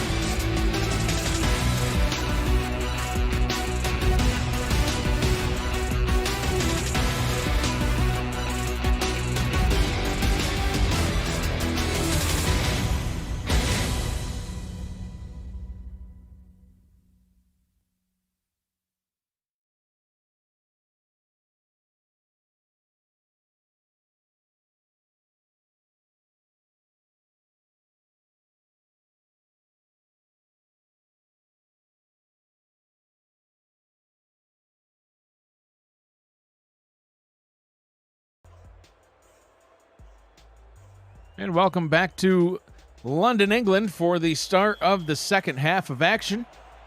I am Mike Daggs, joined in the booth by Gerald Smith, Mark Mello, and Zach Haldorf with us on stats. Cameron Irvine, our producer, just putting on a fantastic halftime report for us with Mike St. Green there for about 75% of it. And a nice return by the Knights up to the 30-yard line. Gerald, 14-7. So far in this one, it's been a lot of defense on both sides. And that was almost another huge play from London to open up the second half. I thought he kind of was going to get that step on the outside and take off. Terrence Wary with the return. I thought while I was picking on St. Green, he was going to make a big play, and I was going to ruin the whole call by, putzing around with with a bad joke. Anyway, first down and 10, and Robert Merrill trying to pick up right where he left off. Gets a nice run up the left-hand side. So 150 yards now on the day for Robert Merrill. He had an amazing first half. Best play was obviously his 99-yard touchdown rush. Johnny Pickler has been okay so far in the first half. He's 9 of 14, 151 yards, a touchdown, and 2 picks. Quarterback rating of 84.8. Did have a nice touchdown pass to Fox Highwind, but otherwise a couple of picks. See what they can do on this drive. Both defenses have been pretty stifling. Pickler throws over the middle. That one is incomplete. Contested pass in coverage, trying to hit Terrence Wary. 2nd and 10. Yeah, look like Pickler held onto the ball a little bit too long there. If he would have threw it just slightly earlier, it would have been into a lot less traffic, and then maybe would have been able to grab that ball. But still, in between it all, Weary was still almost be able to come away with it. Pickler to throw or do the old QB draw on 2nd down and 10. I'm going to guess he's going to throw. And he will. He's going to go deep down the left-hand side. Oh, batted away and incomplete. Trying to hit Vin Kalia. 3rd down and 10. That was great defending by Cody Griffin there. Yeah, player of the game so far. Right, he was right on him. Look, and I got to agree with the St. Green and Cam what they said at halftime. He's as far as one of the best young corners in the league right now, and it shows why Minnesota went out and got him and brought him here. Yeah, absolutely. Went to the All-Star game in season 17, and so far certainly on pace to be in this season's All-Star game as well. 3rd down and 10. Pickler to throw, steps up, hit, and sack. Brought down at the 41-yard line, and the Minnesota defense picking up right where they left off. They'll force a punt out of London. Angela Meerkat, the 2nd season vet coming over from Mexico City, gets the sack. Yeah, and this could very well turn the game around. That's what they needed to start out the second half, is to shut London down just like they did. Played good defense, able to get pressure on Johnny Pickler, which is something no team has been able to say a whole lot this season at all. It's sack on the season for Meerkat, and we have an update from Charleston. Cameron Irvine back in SFL Studios. Thank you, Mike. Mike St. Green, this is a ridiculous interception. Great interception right here, tipped and off of the calf of the receiver, and Elijah Warfare comes away with his 2nd interception of the first half, and Baltimore still in control, 24-10. We need a second look at that one. Watch Warfield's concentration here in traffic into a crowd. What a play. Back to St. Green, or back to Mike Tag. Thank you, Cam. I know it's so confusing when there's multiple mics in the league, but, well, he'll get there someday. 2nd down and 10, no gain on the first play for the Minnesota offense, who has struggled to get anything going. Johnny Reno, 20 of 30 in the first half, 172 yards, no touchdowns. Gerald, 4 picks. Just has not been able to find success. Colin Hart not really getting a lot going in the running game. That pass was complete, getting it up to a 3rd down and 2, connecting with Jason France, his 4th catch of the ball game.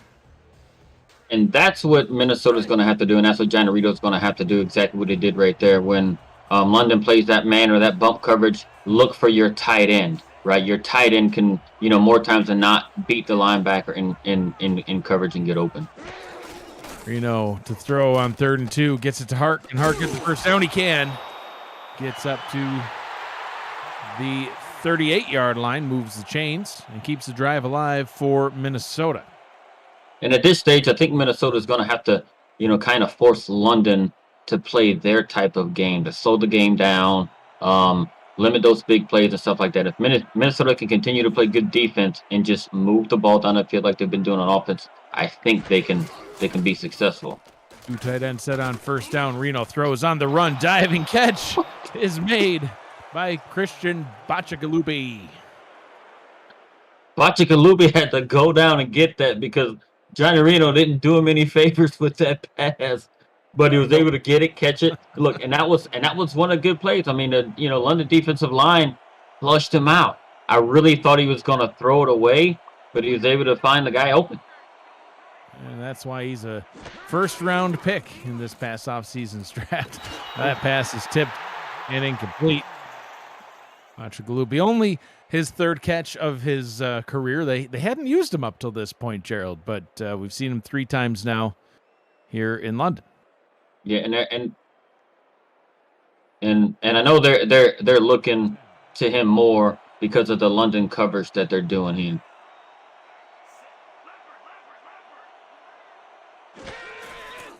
Reno, the throw out route up top. Haven't seen that in a little while, but going back to it, it was working well for them in their first couple of possessions. Gerald, their 2nd and 3rd possessions, actually, when they got all the way down to the end zone and threw their first 2 picks. They went to Simons a lot on that out route and going back to it there. Yeah, and if you notice early on, like Reno was calling a lot of audibles and stuff on offense. He didn't really like what he saw early on in the game, but you haven't been seeing that for the last few drives that they've had. So I think he just in a situation now where he's going to take what the defense is giving him from a passing standpoint. Simons, 58 yards now on the day.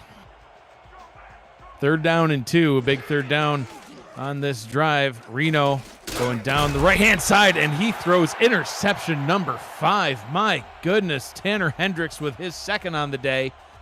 And, I mean, you can't make this stuff up, Gerald. There's been nearly 5 possessions in a row that have ended in a pick. There was one where they were able to punt in there, but otherwise, out of the last 6 Minnesota possessions, 5 have been turnovers. It's tough to see the offense do that when the defense is giving them a ton of chances. Johnny Reno had thrown 9 interceptions through 4 games up till this point and has thrown more than half that amount in this game alone. And the Minnesota defense continuing to do what they were doing. And they get a loss of 1 out of Robert Merrill on that rush. But, yeah, both of these defenses came to play tonight.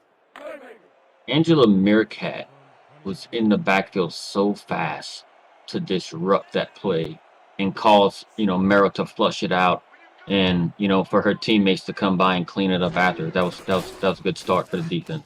Pickler to throw, gets it out to Merrill. Merrill able to make up for the lost yard and more. Gains 10.9 on that one. Cody Griffin, who else, with the tackle. 3rd down and inches. And just like that, a good play happens on defense for Minnesota. London's like, we'll just dump it off to, the number 1 rusher in the league right now and let him do his thing. London hasn't had a lot of luck on their last several possessions either, looking to continue this one, and they're not going to do it. Tackled for a short loss. They'll set up a 4th down and 1, and London's going to have to punt. I talk about Minnesota's offensive possessions and how most of them have ended, well, they've all ended either in a punt or an interception. Most of them have been interceptions. They've only punted twice. But London, so they come out firing, right? They come out 5 wide to open up the game, and they throw a touchdown pass. And then on their next possession, they have a 99-yard touchdown rush. What have they done since, Gerald? 7-play, 55-yard drive ending in a pick. 8-play, 32-yard drive ending in a punt. 4-play, 8-yard drive ending in a punt, so a 3 and out there. And then they had a 2-play drive that resulted in just the half ending. And 4-play, 12-yard drive ending in a punt. Now another 3 and out ending in a punt. So, it's either, you can look at it 2 ways, I guess. A tale of two defenses or 2 offenses struggling. I'll give the defense to the credit each time, because they're doing great. I would agree. Yeah, I would agree. Both defenses just lights out. Colin Hart trying to get something going. They'll gain 3. Visit the SFL website at simulationfl.net for info about the league and its 28 teams, all the places you can watch live games, plus links to apparel from Sector 6 and SFL mini helmets from 97 Sports Promotions. See all the league records, team stats, player leaderboards, the rankings of the next class of SFL talent, and so much more. Simulationfl.net, your home for everything SFL. Reno, waits to throw it to Hart till the defender ran by. Able to gain a few more on that one. They'll spot him 4, 3rd down and 3. Yeah, and this is just looking like every drive that Minnesota has had when they start to move the ball, right? Get themselves on a 3rd and short, 3rd and manageable, so they can have the playbook wide open. So I think they're putting themselves in good positions. They just have to limit the turnovers. Reno up top, and that one is complete. Moves the chains, getting it into the hands of his receiver. Adam Banks with another catch. 1st down and 10 from the 38. And it just seems like, they get into a rhythm. Minnesota does, right, with the short passing game, the timely runs, dumping it off to Colin Hart. And then once they start to want to go deeper is when they get themselves in trouble. Johnny Reno with 5 picks on the day. Going back to ye old faithful, out route to Buchanan Simons. Simons came into the game today as the second leading receiver, if you will, in terms of receptions. Colin Hart actually has more receptions than Simons, 23 to 20 that Simons has, but far and away leading in receiving yards with 222. Adding on to that total here, going deep over the middle, and that one is incomplete. They're down in 7. He still had a step on him. I think he just missed him, even though he was being flushed. Had to move a little bit in the pocket. He did have him. He just couldn't get it there.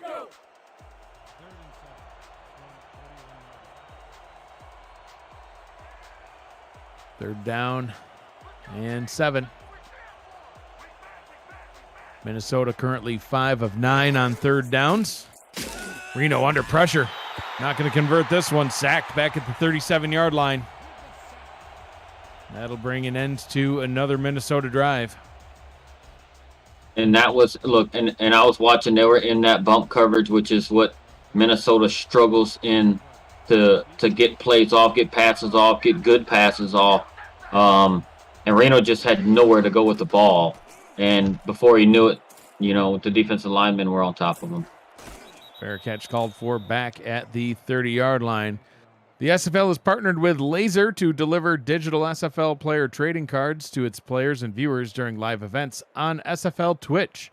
Viewers every 30 minutes will be issued cards, or you can buy SFL card packs through Laser's store.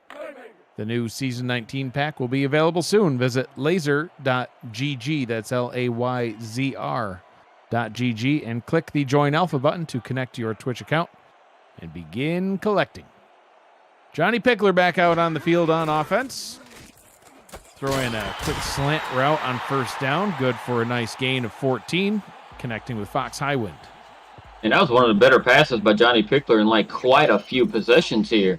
It's able to, he threw it right on time. He didn't wait too late. He didn't pump fake. He didn't do anything. Saw Fox open and just drilled it right to him because he had space. Defense gave the receiver space. Had a nice clean pocket. Didn't have to move his feet. Just was able to stand tall, throw, and connect with Highwind. Highwind now 3 catches, 92 yards. That pass over the middle will fall incomplete. We've got a game update from Charleston. Cameron Irvine, what have you got for us? Thank you, Mike Daggs. We've got Charleston's offense keeping them in this game, St. Green. Yeah, Kentez Johnson finds Christopher Ochoa in the middle of the end zone to try to keep Charleston in this game 31-17 midway through the third. Offensive ball game in South Carolina, defensive ball game across the pond. Back to Mike Daggs, Gerald Smith.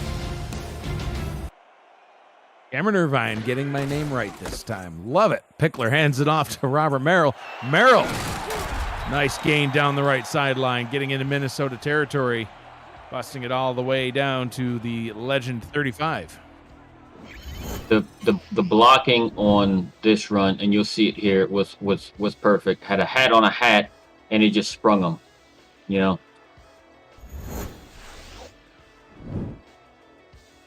First down and 10. 3 minutes to go here in quarter number 3.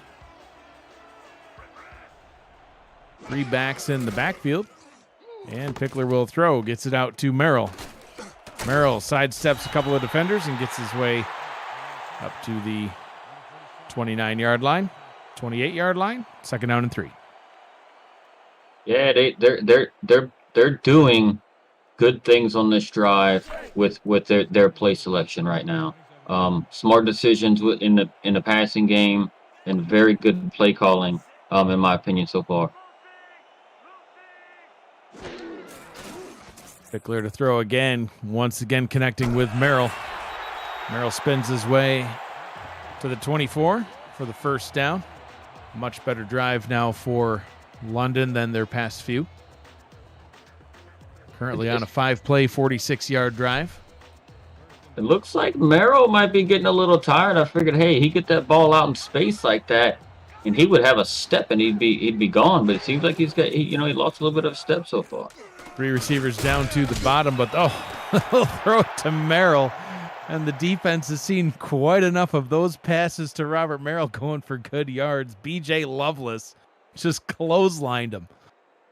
B.J. Lovelace lit him up. Merrill chose the wrong direction. He chose to run toward the middle of the field instead of the opposite way, and B.J. Lovelace had made him pay for it. 4 straight passes to Merrill. Zach Holdorf on stats for us, pointing that one out. Pickler goes up top, 2nd down and 10, is able to be converted. A 14-yard gain down the right sideline, 1st down and goal from the 10. Once again connecting with the Fox. And it was almost like they didn't really know where he was, right? They had the trips to that side, and everybody else kind of cleared out one way, and he just slipped out and run a little out route right there, and he was wide open. Johnny Bravo with the tackle, but not before Fox Highwind crosses the 100-yard mark, and then heads to the Pine for an ice-cold beverage. Pickler back to Merrill. Yeah, the defense doesn't like this anymore, Gerald. Johnny Bravo's like, sit down. Enough of these swing routes. Well, look, as far as for just Merrill, what they're trying to do, they're trying to not let Merrill beat them, right? So, and it's proven so far with how the defense have been played, and especially in the passing game, make Johnny Pickler beat you through the air. If you can limit Robert Merrill, it increases your chances of winning this game. Well, they're not going to limit him there as Robert Merrill waltzes into the end zone for a London touchdown. There's a flag on the play, but it looked like that was an offsides. It indeed was. And that one will indeed be declined. So the touchdown is good. Mark Mello called for the offsides penalty. And Robert Merrill now with almost 200 yards rushing, Gerald, over 200 all-purpose yards, and 2 touchdowns. Yeah, and of course, again, these teams make me look like a fool as I'm making a thought, and then they go exactly against it, and then, Robert Merrill runs it in, but that was great blocking up front, by that highly paid offensive line. Opened it up. He just had to jump over a defender and just sidestep around one, that was being blocked. So, looks like London, right, especially this half, they might have the upper hand.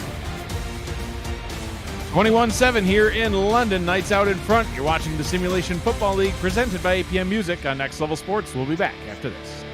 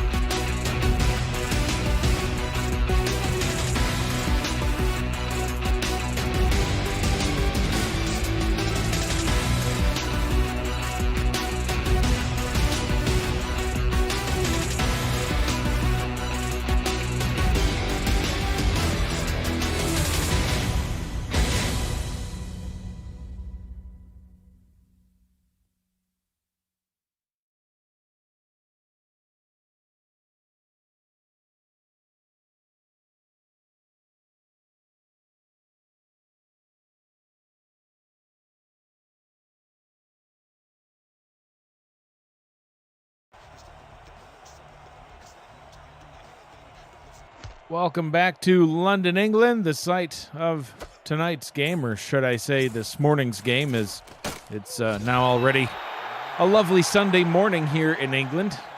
22 seconds to go in quarter number 3. I'm Mike Daggs. He's Gerald Smith. Mark Mello, Zach Haldorf with us on stats. Cameron Irvine, our producer. Two-score ball game here in London. It's been a close one all game, Gerald. London able to score 2 quick touchdowns to get the game started, but scoring has been pretty light ever since. We've seen a lot of plays like that, short plays that have not caused a lot of offense from either side. Yeah, and I understand what Minnesota's trying to do, right, on offense, right? They're trying to limit the risky throws and everything else, but the way London's defense has been playing, it doesn't seem like no matter what they do, that they're still putting themselves in tough situations. 3 quarters in the books, 1 remains here in London. 21-7, Knights out in front. You're watching the Simulation Football League presented by APM Music, Next Level Sports. Stay with us.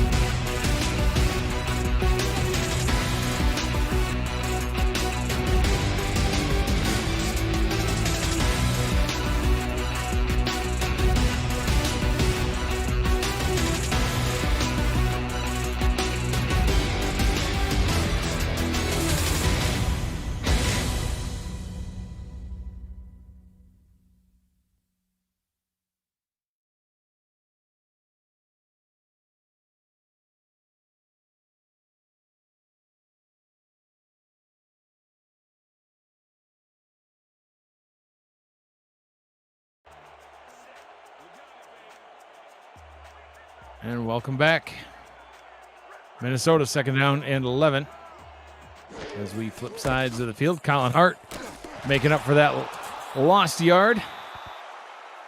Gains 10 on the play, sets up a 3rd down and 1.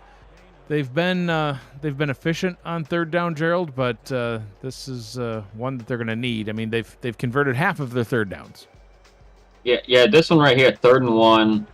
At this stage in the game, I know it's early in the 4th quarter, but how the offense really hasn't had much production in there. Offense hadn't put up any points. It's really important that they pick this up. Yeah, I agree. Colin Hart's going to pick it up and a little bit more.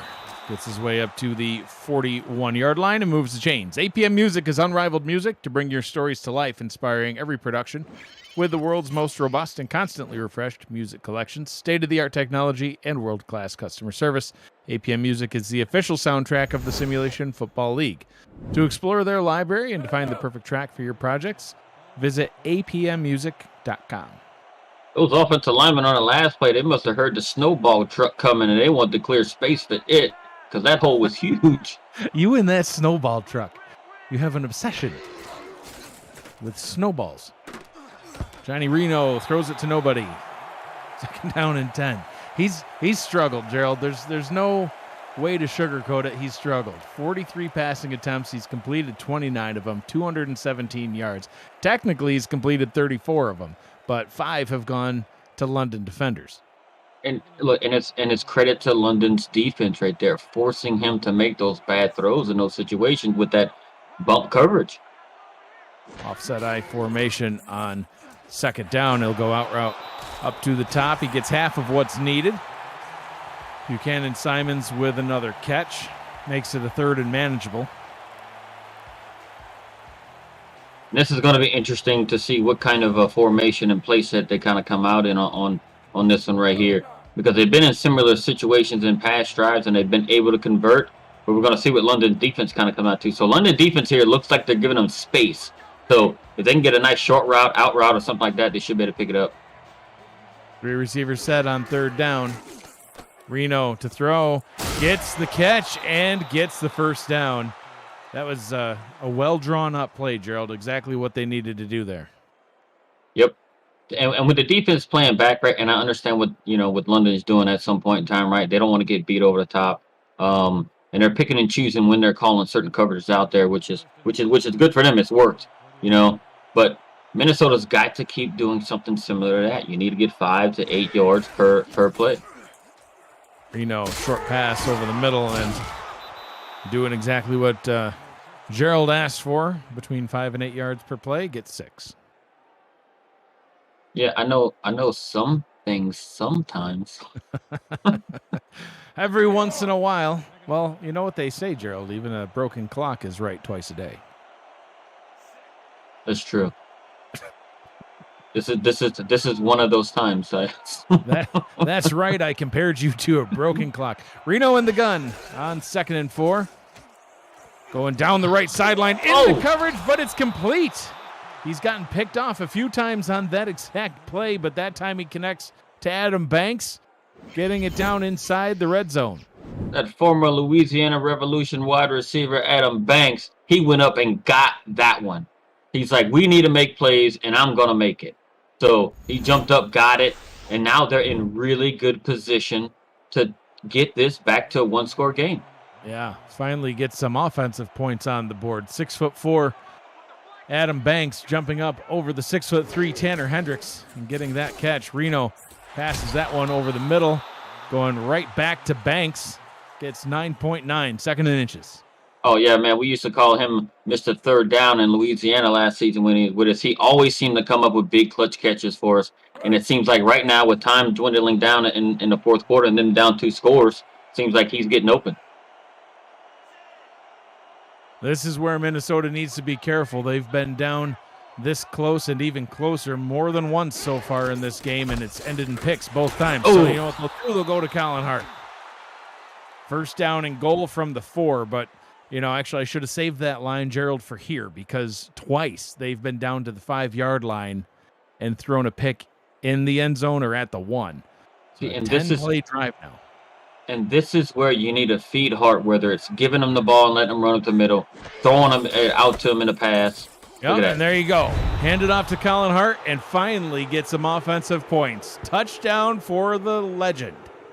And I'm going to bring up that snowball truck again because that whole right side of the offensive line destroyed the London defenders there. There wasn't anybody close to within 5 yards of them. Look. So what do they sell on this snowball truck? Is it literally just Snowballs. like flavored snowball? Well, yeah, no kidding. Yeah. It's snowball. Is it anything else like ice cream or? Yeah, you do ice just creams, like flavored Dole shaved Whip. ice. Yes, it's better than shaved ice. Oh, is it like a regional? Anyway. Yes. It's Mickey Melillo for the extra point. High snap is hauled in. Extra point is up, and it is good. So Minnesota able to cut into London's lead. It's now a 1-score ball game. See what the Knights can do on the other side of the break. You are watching the Simulation Football League presented by APM Music on Next Level Sports.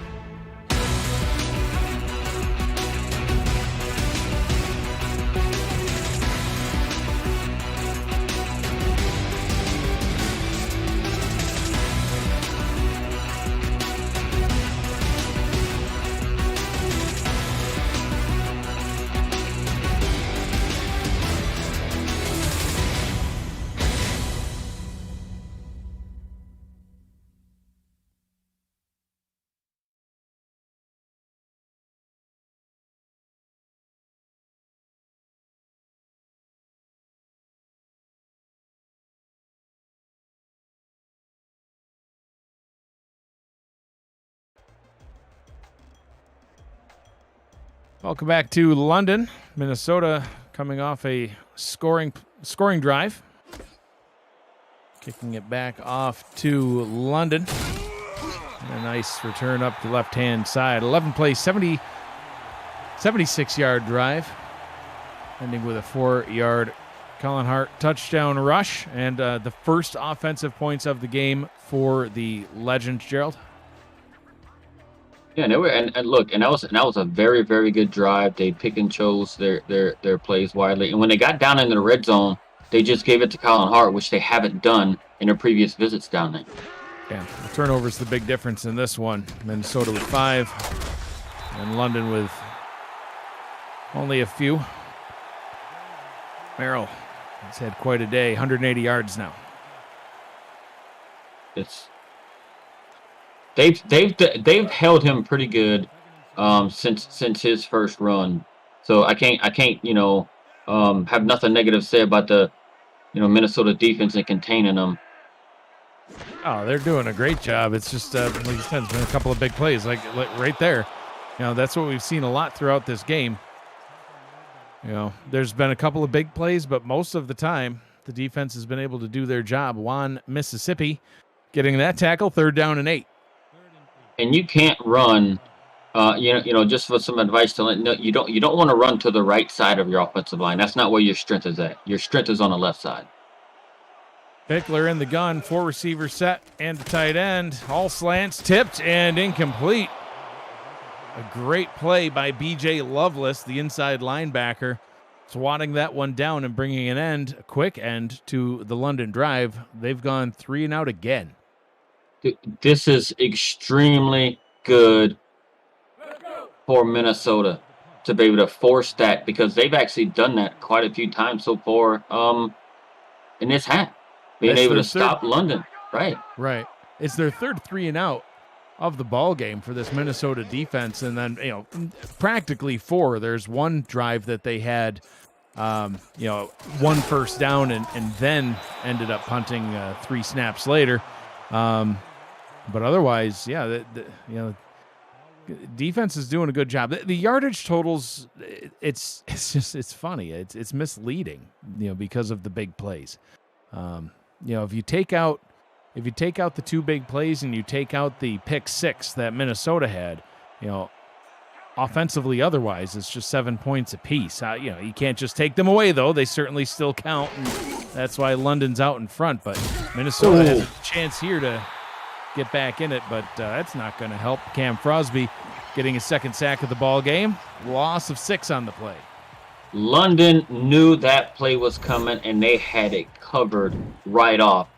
Reno had nowhere to go with the ball, and he did the right thing, right? Don't force anything or nothing like that, and he just had to take the sack.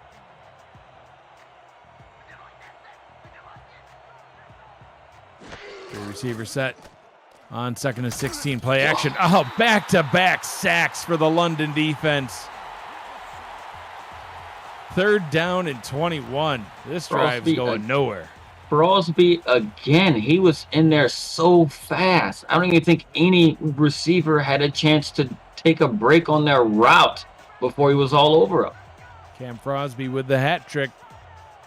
3 sacks on the day. Reno. Is it Frosby again? I think so. Well, this drive brought to you by Cam Frosby. A hat trick on this drive alone. 4th and 24. The London defense has come to play too. Man, he must want something from the snowball truck too. Did I hear snowballs? I'm just going to keep sacking Reno. I don't know how those 2 things go together, Gerald, but well, I'm out giving out. Yeah, dude, I'm out giving out kudos and stuff, man. Like snowballs for them, those guys in the trenches open up those 2 toes so the running backs at defensive line says, I'm tired of you talking bad. I want that too. Here. I'm worthy of a snowball. Cameron Irvine in our ear saying Frosby the snowman. Perfect. Now I want to sing. If Matt were here, he would have sung. Pickler hands the ball off to Merrill. Gee. Oh, what a defensive battle this has been, Gerald. If you love a good defensive battle, this is the game for you. Max Knight with a 3-yard tackle for a loss. These offenses just have not been able to do anything today. These defenders are just nuts right now. They're literally playing out of their mind, especially in the trenches. You know, if Cam Frosby were a snowman, the world's biggest snowman, 6'4", 310 pounds. It's a lot of snow. And another tackle for a loss. Offense? What offense? We don't need offense. Today's about defense. BJ Loveless once again making plays. Buster Johnson was in there so fast. I'm impressed. I'm impressed. So far these last few snaps by both teams have gone for a combined minus about 15 yards. 3rd and 14 coming up. Both offenses going the wrong direction. Can Pickler turn that around? Going deep down the left-hand side, jumping and making the catch. Getting the first down all the way down to the Minnesota 35-yard line. A huge play by Vin Kalea. Yeah, Johnny Pickler says, well, I'm going to throw it up there. Who's been one of his most reliable targets for his seasons here in London, Vin Kalea. And it was a 50-50 ball, and he trusted his wide receiver, his veteran wide receiver, to go up there and get it, and he did. And Kalea with his second catch of the day, 43 yards now. Puts him darn near 300 yards on the season. Still looking for his first touchdown reception of the season, and I'm sure he would love to get that on this possession. 1st and 10 from the Minnesota 35. Robert Merrill going to get some more running opportunities, and, well, Gerald, his 99-yard average has gone down to 10.2. It's the tough defense from Minnesota that's been doing what they needed to do to be able to limit him. And that's the thing, like his yardage, right, while he is approaching 200 yards on the ground, it can be misleading because he had that one big long run. You can't take it away from him, but they've actually tightened up in containing him. Yeah, you mentioned it in the intro. The number 1 rushing defense coming into the game today, only allowing 64 yards on average per game, only allowing 2 rushing touchdowns. And there you go. Shaw again. That will bring us into the 2-minute break. Gerald is another tackle for a loss and another Shaw. Love it. 3rd down and 13 coming up after the break. You're watching the Simulation Football League on Next Level Sports. We'll be back after this. Stay with us.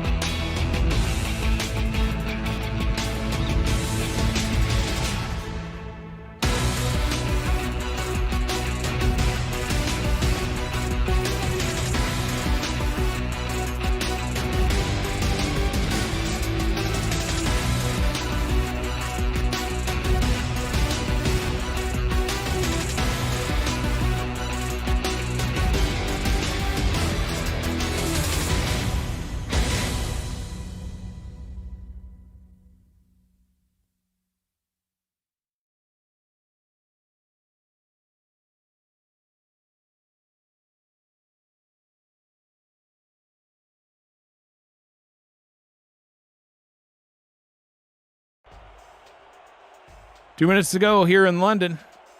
The Knights nursing a one-score lead. 3rd down and 13. Outside of field goal range if Minnesota can get the stop, and they cannot as London's able to convert. And Minnesota is going to start burning timeouts. The SFL produces over 400 live events each year, but don't miss community content creators and their creations. Catch SFL Nights with AJ Stryker. Say it with your chest, around the SFL, and more, covering season 19 and beyond. To check out archive versions of community shows, you can visit simulationfl.net and click the logo of your favorite form of SFL entertainment on our homepage. How can you let Vin Kalia slip past you and get that wide open at that moment in the game? I know, with as well as the defense has been playing, that was probably their best opportunity to get back into this one, and that one's going to hurt unless they can get some sort of turnover. They've done that plenty of times as well, but having to burn these timeouts could prove costly. Yeah, and them look, and London with the potential here, to go up 2 scores, it's going to put Minnesota in such a tough situation if they're not able to force a turnover, or if they have some sort of field goal attempt they may be able to block, because if they get down 2 scores, I don't think we've seen a whole lot from the Minnesota offense that is going to allow them to come back from 2 scores like that with such a limited amount of time. No, their offense has had a really hard time getting things going today, and not expecting that to change. Jumping right in the backfield. 3rd down and 9, Minnesota burns their final timeout. Tomorrow, Next Level Sports coverage of the SFL continues with a pair of Pacific rivals attempting to get out of the division's cellar when Seattle hosts Portland. Kickoff at 8:45 p.m. Eastern Time, with live look-ins on a pair of 2-2s, Queen City and Tulsa. For a channel guide and more info about NXT, you can visit nlse.com. 3rd down and 9. Robert Merrill takes the handoff, runs up the middle, and I think Gerald London was perfectly content to get a 4th down there. They did, they're up by 1. Field goal puts them up by 2. Clock's rolling. They're in a good spot here.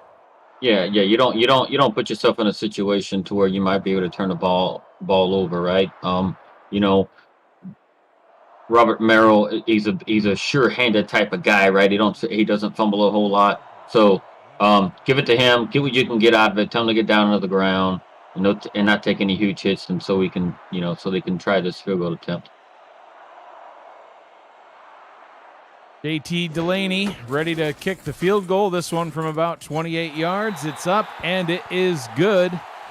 His 10th field goal on the season puts the Knights out in front by 10.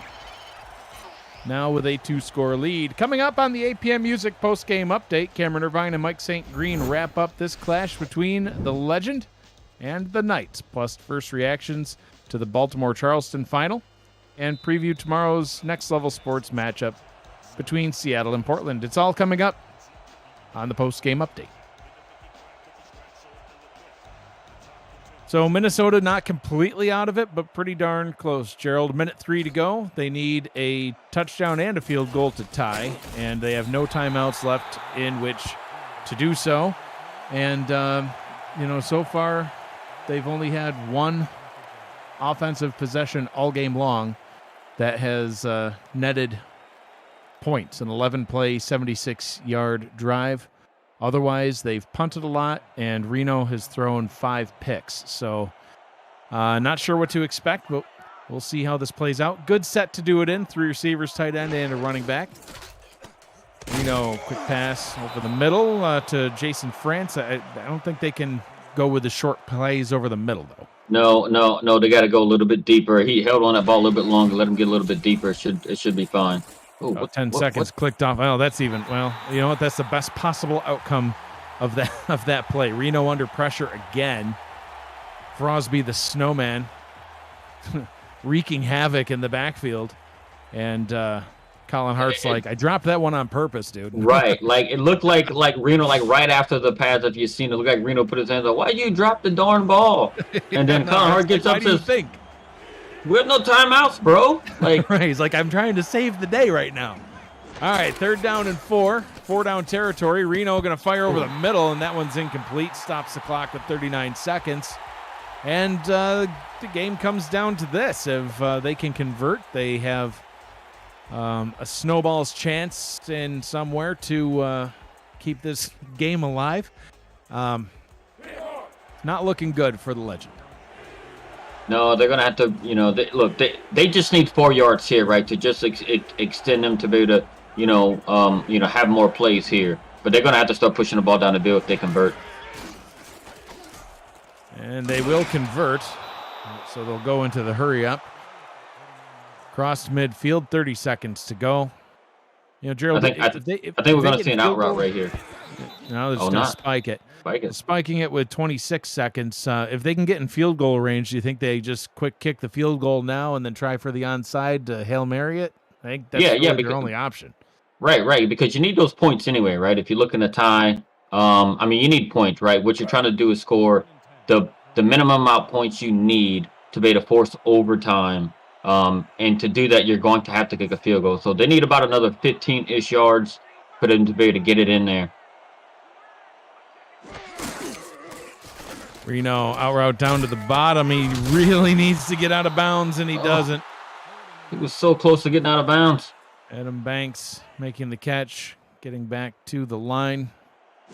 Banks in the slot. Reno throws it back down to him, and this time he's able to step out of bounds. You kick it. You get here. You have to kick it, right? You have to kick it. But I don't even know, even after an onside kick, if you're going to have enough time, right? Because if they kick it here, and they're not. They should have brought out double M7, Malelo, right? Wow. Double M7 to be able to try, kicking it, and it's. I think they're just going to do it in reverse order. They're trying for the Hail Mary first, and then maybe, I don't know. We'll see. Reno pumps, fires back of the end zone, picked off. That's going to end it. 1 second left, so we'll see Pickler come out for a ceremonial kneel down. And the London Knights, Gerald, 6-0. Yeah, look, London's defense came to play. Both defense came to play, right? They held this Minnesota offense to one score, throughout 4 quarters. So, and look, both these teams are the real deal. I think they're good. I think they both have strong defenses. London showed that, hey, look, they have their big playability, and they can win it with their defense too, which they did today. Final score in this one: London 24, Legend 17. Excuse me, 14. I can't read, Gerald. Gerald, your final thoughts in this one?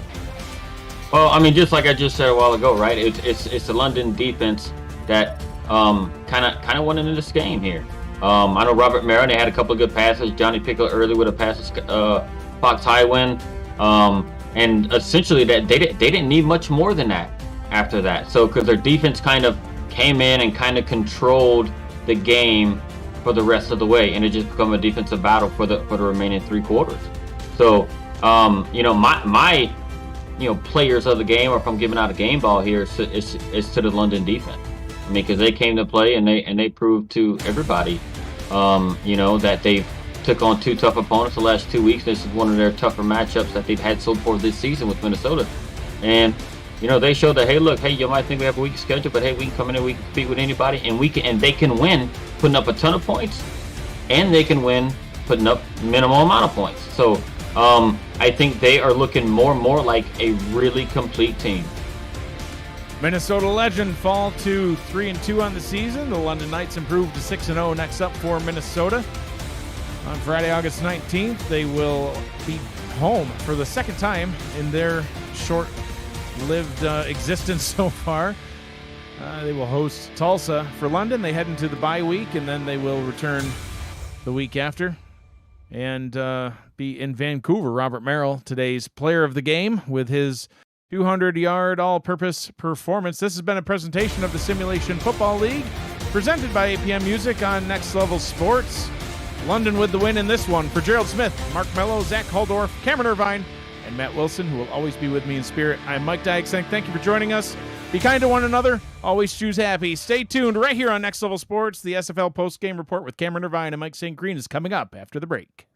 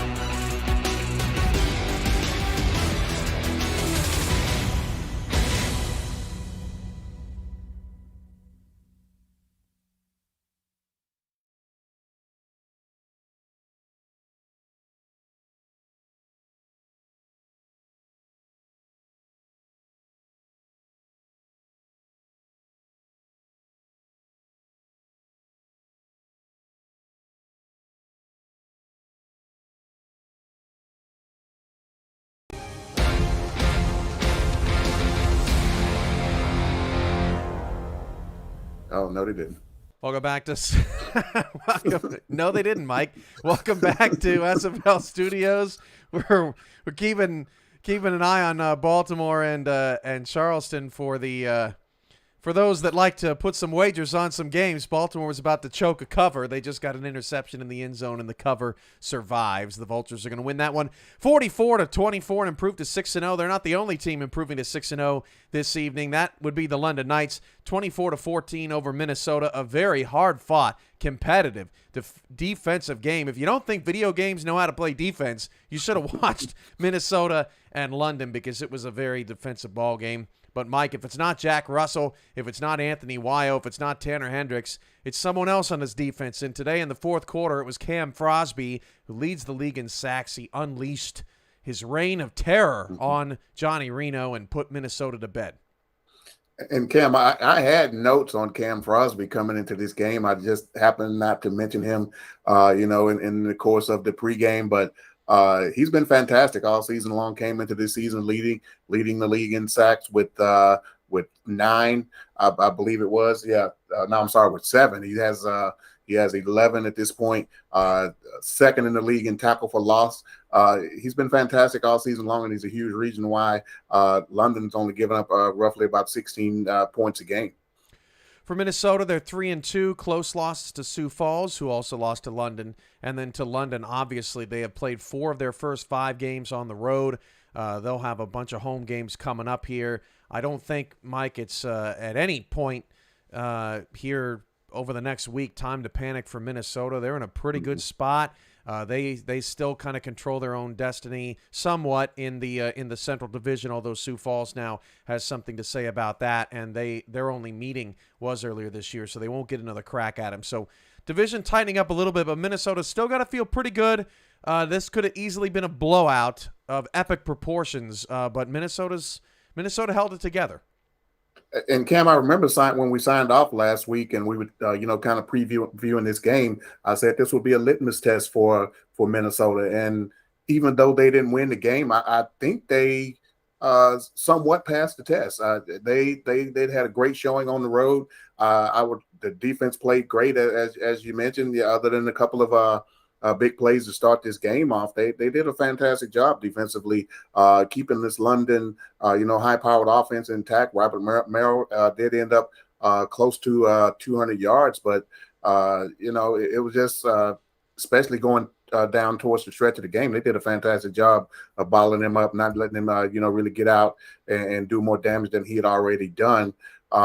I would like to see these guys kind of open it up a little bit more on offense. They seem to be a little bit, too much on the conservative side. Maybe that's why, they were trying to protect Johnny Reno a little bit because of the turnover bug.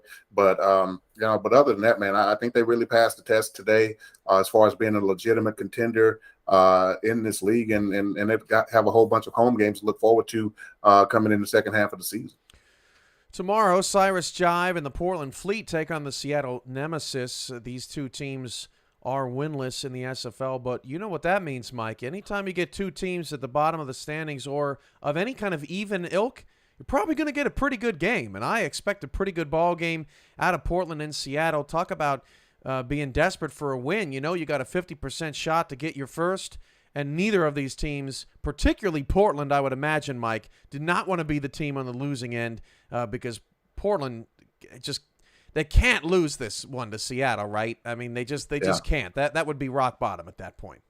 Portland has been here, the expansion team, a few seasons ago, looking for that first win, struggling to get there. And you're right, Cam. They do not want to be an expansion team's first victory, especially with both teams looking for a win, and you're looking at this game saying, hey, and they probably marked this on their calendar coming to this point as, hey, we should win this game, and it would be very disappointing for the Fleet. I feel like if they come out on the wrong end of this game tomorrow night.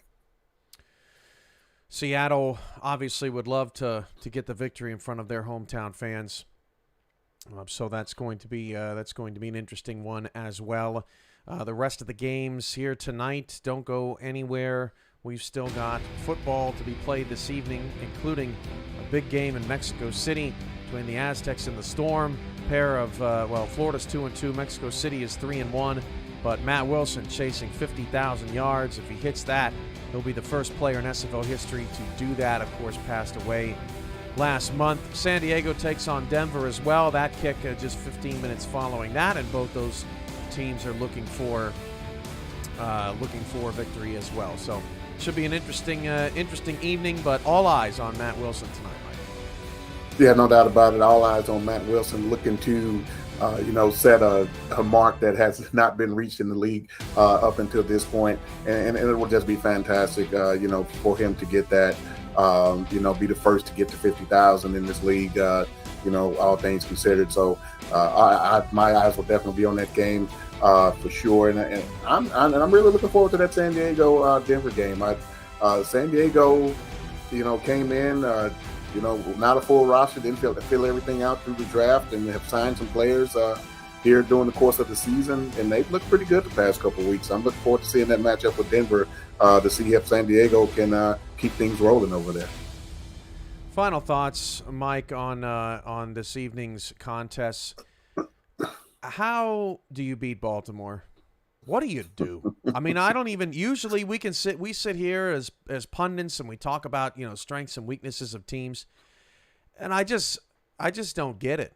Yeah. It's just so darn good. They obliterate Charleston 44-24, and they do cover that 16.5-point spread. Charleston drops to 2-3 tonight. But Mike, are you seeing any sort of weakness out of this team? I mean, who's next? I don't even want to know who's next for Baltimore. Yeah, that's the championship question, right, Cam? Who can figure these guys out? Who can out-talent these guys? Out-talent them, your work is going to be cut out for you. These guys are talented top to bottom. The same roster is pretty much back that's been there for the past couple of seasons. Defensive line is great. Defensive secondary is great. Those linebackers always get after you and play well. And we know what these guys do on offense. We saw Warren Murray make a couple of great runs today. Jack Whitmore has been, pretty tame all season long, but, still manages to get 3 touchdown passes in the game tonight. Complete team, Cam. So your work is going to be cut out for you. How do you beat them? Maybe the team that we just saw play Minnesota, they may have the answer. They're one of the few teams that have beaten Baltimore over the past couple of seasons. They did it differently back then with a great passing attack that they were able to take advantage of some things and get a couple of key turnovers. And that's how you're going to have to beat this team. You cannot settle for field goals. You cannot, get into the red zone and kick it, because these guys are going to turn you over, score quickly, and before you know it, just like we saw in this game tonight, you're going to be down 3-4 scores. Just before the half, Warfield's interception off the calf turned into a touchdown, and the game started to snowball on Charleston after they had, kind of kept it close late. It just seems like the same script over and over and over every week for these Baltimore Vultures. Tomorrow, before we let you go, it's not just Portland and Seattle on Next Level Sports. You can also catch us on Rare Drop Sports, Carolina and Vancouver. Carolina is 0-4 all time against the Vancouver Legion. That should be interesting. Sioux Falls at Canton. Classics back at home. They're in desperate need of a win. Portland and Seattle, obviously. But then Queen City and Tulsa, a pair of 2-2 teams. We'll see it in bonus coverage. Those teams have a lot to prove, and one of them is going to be over 500. And, Mike, you and I are going to be thinking about, maybe they're not so bad after all. Yeah, no doubt about it. Tulsa, playoff team from last season. Queen City, they're trying to make a bounce back this season. 2-2, huge matchup. Tulsa, they want to keep pace in that new Central Division, and definitely Queen City, they want to keep pace with London over there in the north after taking a loss to them earlier in the season. And I'm really looking forward to that Canton and Sioux Falls matchup. Can Canton finally get that win after everybody, with the great offseason that they had, with completing the roster in free agency, signing a bunch of great players, but they just have not been able to put everything together, quite yet. Be anxious to see if they can come back off of the bye week and get things going and get things on the right track over there. Vancouver better watch out too. Carolina looks they've showed promise. this season, and Vancouver does not want to slip down to 3-3. That would certainly perk up the ears of the rest of the Pacific if Carolina were to pull that upset. Well, Mike and I will be with you here tomorrow, 8:45 p.m. kick, Portland and Seattle. But that's all for us today. For Mike St. Green, I'm Cameron Irvine, and for all of us at the SFL crew, SFL Nation, we will see you tomorrow evening here on Next Level Sports. Have a great night, everybody.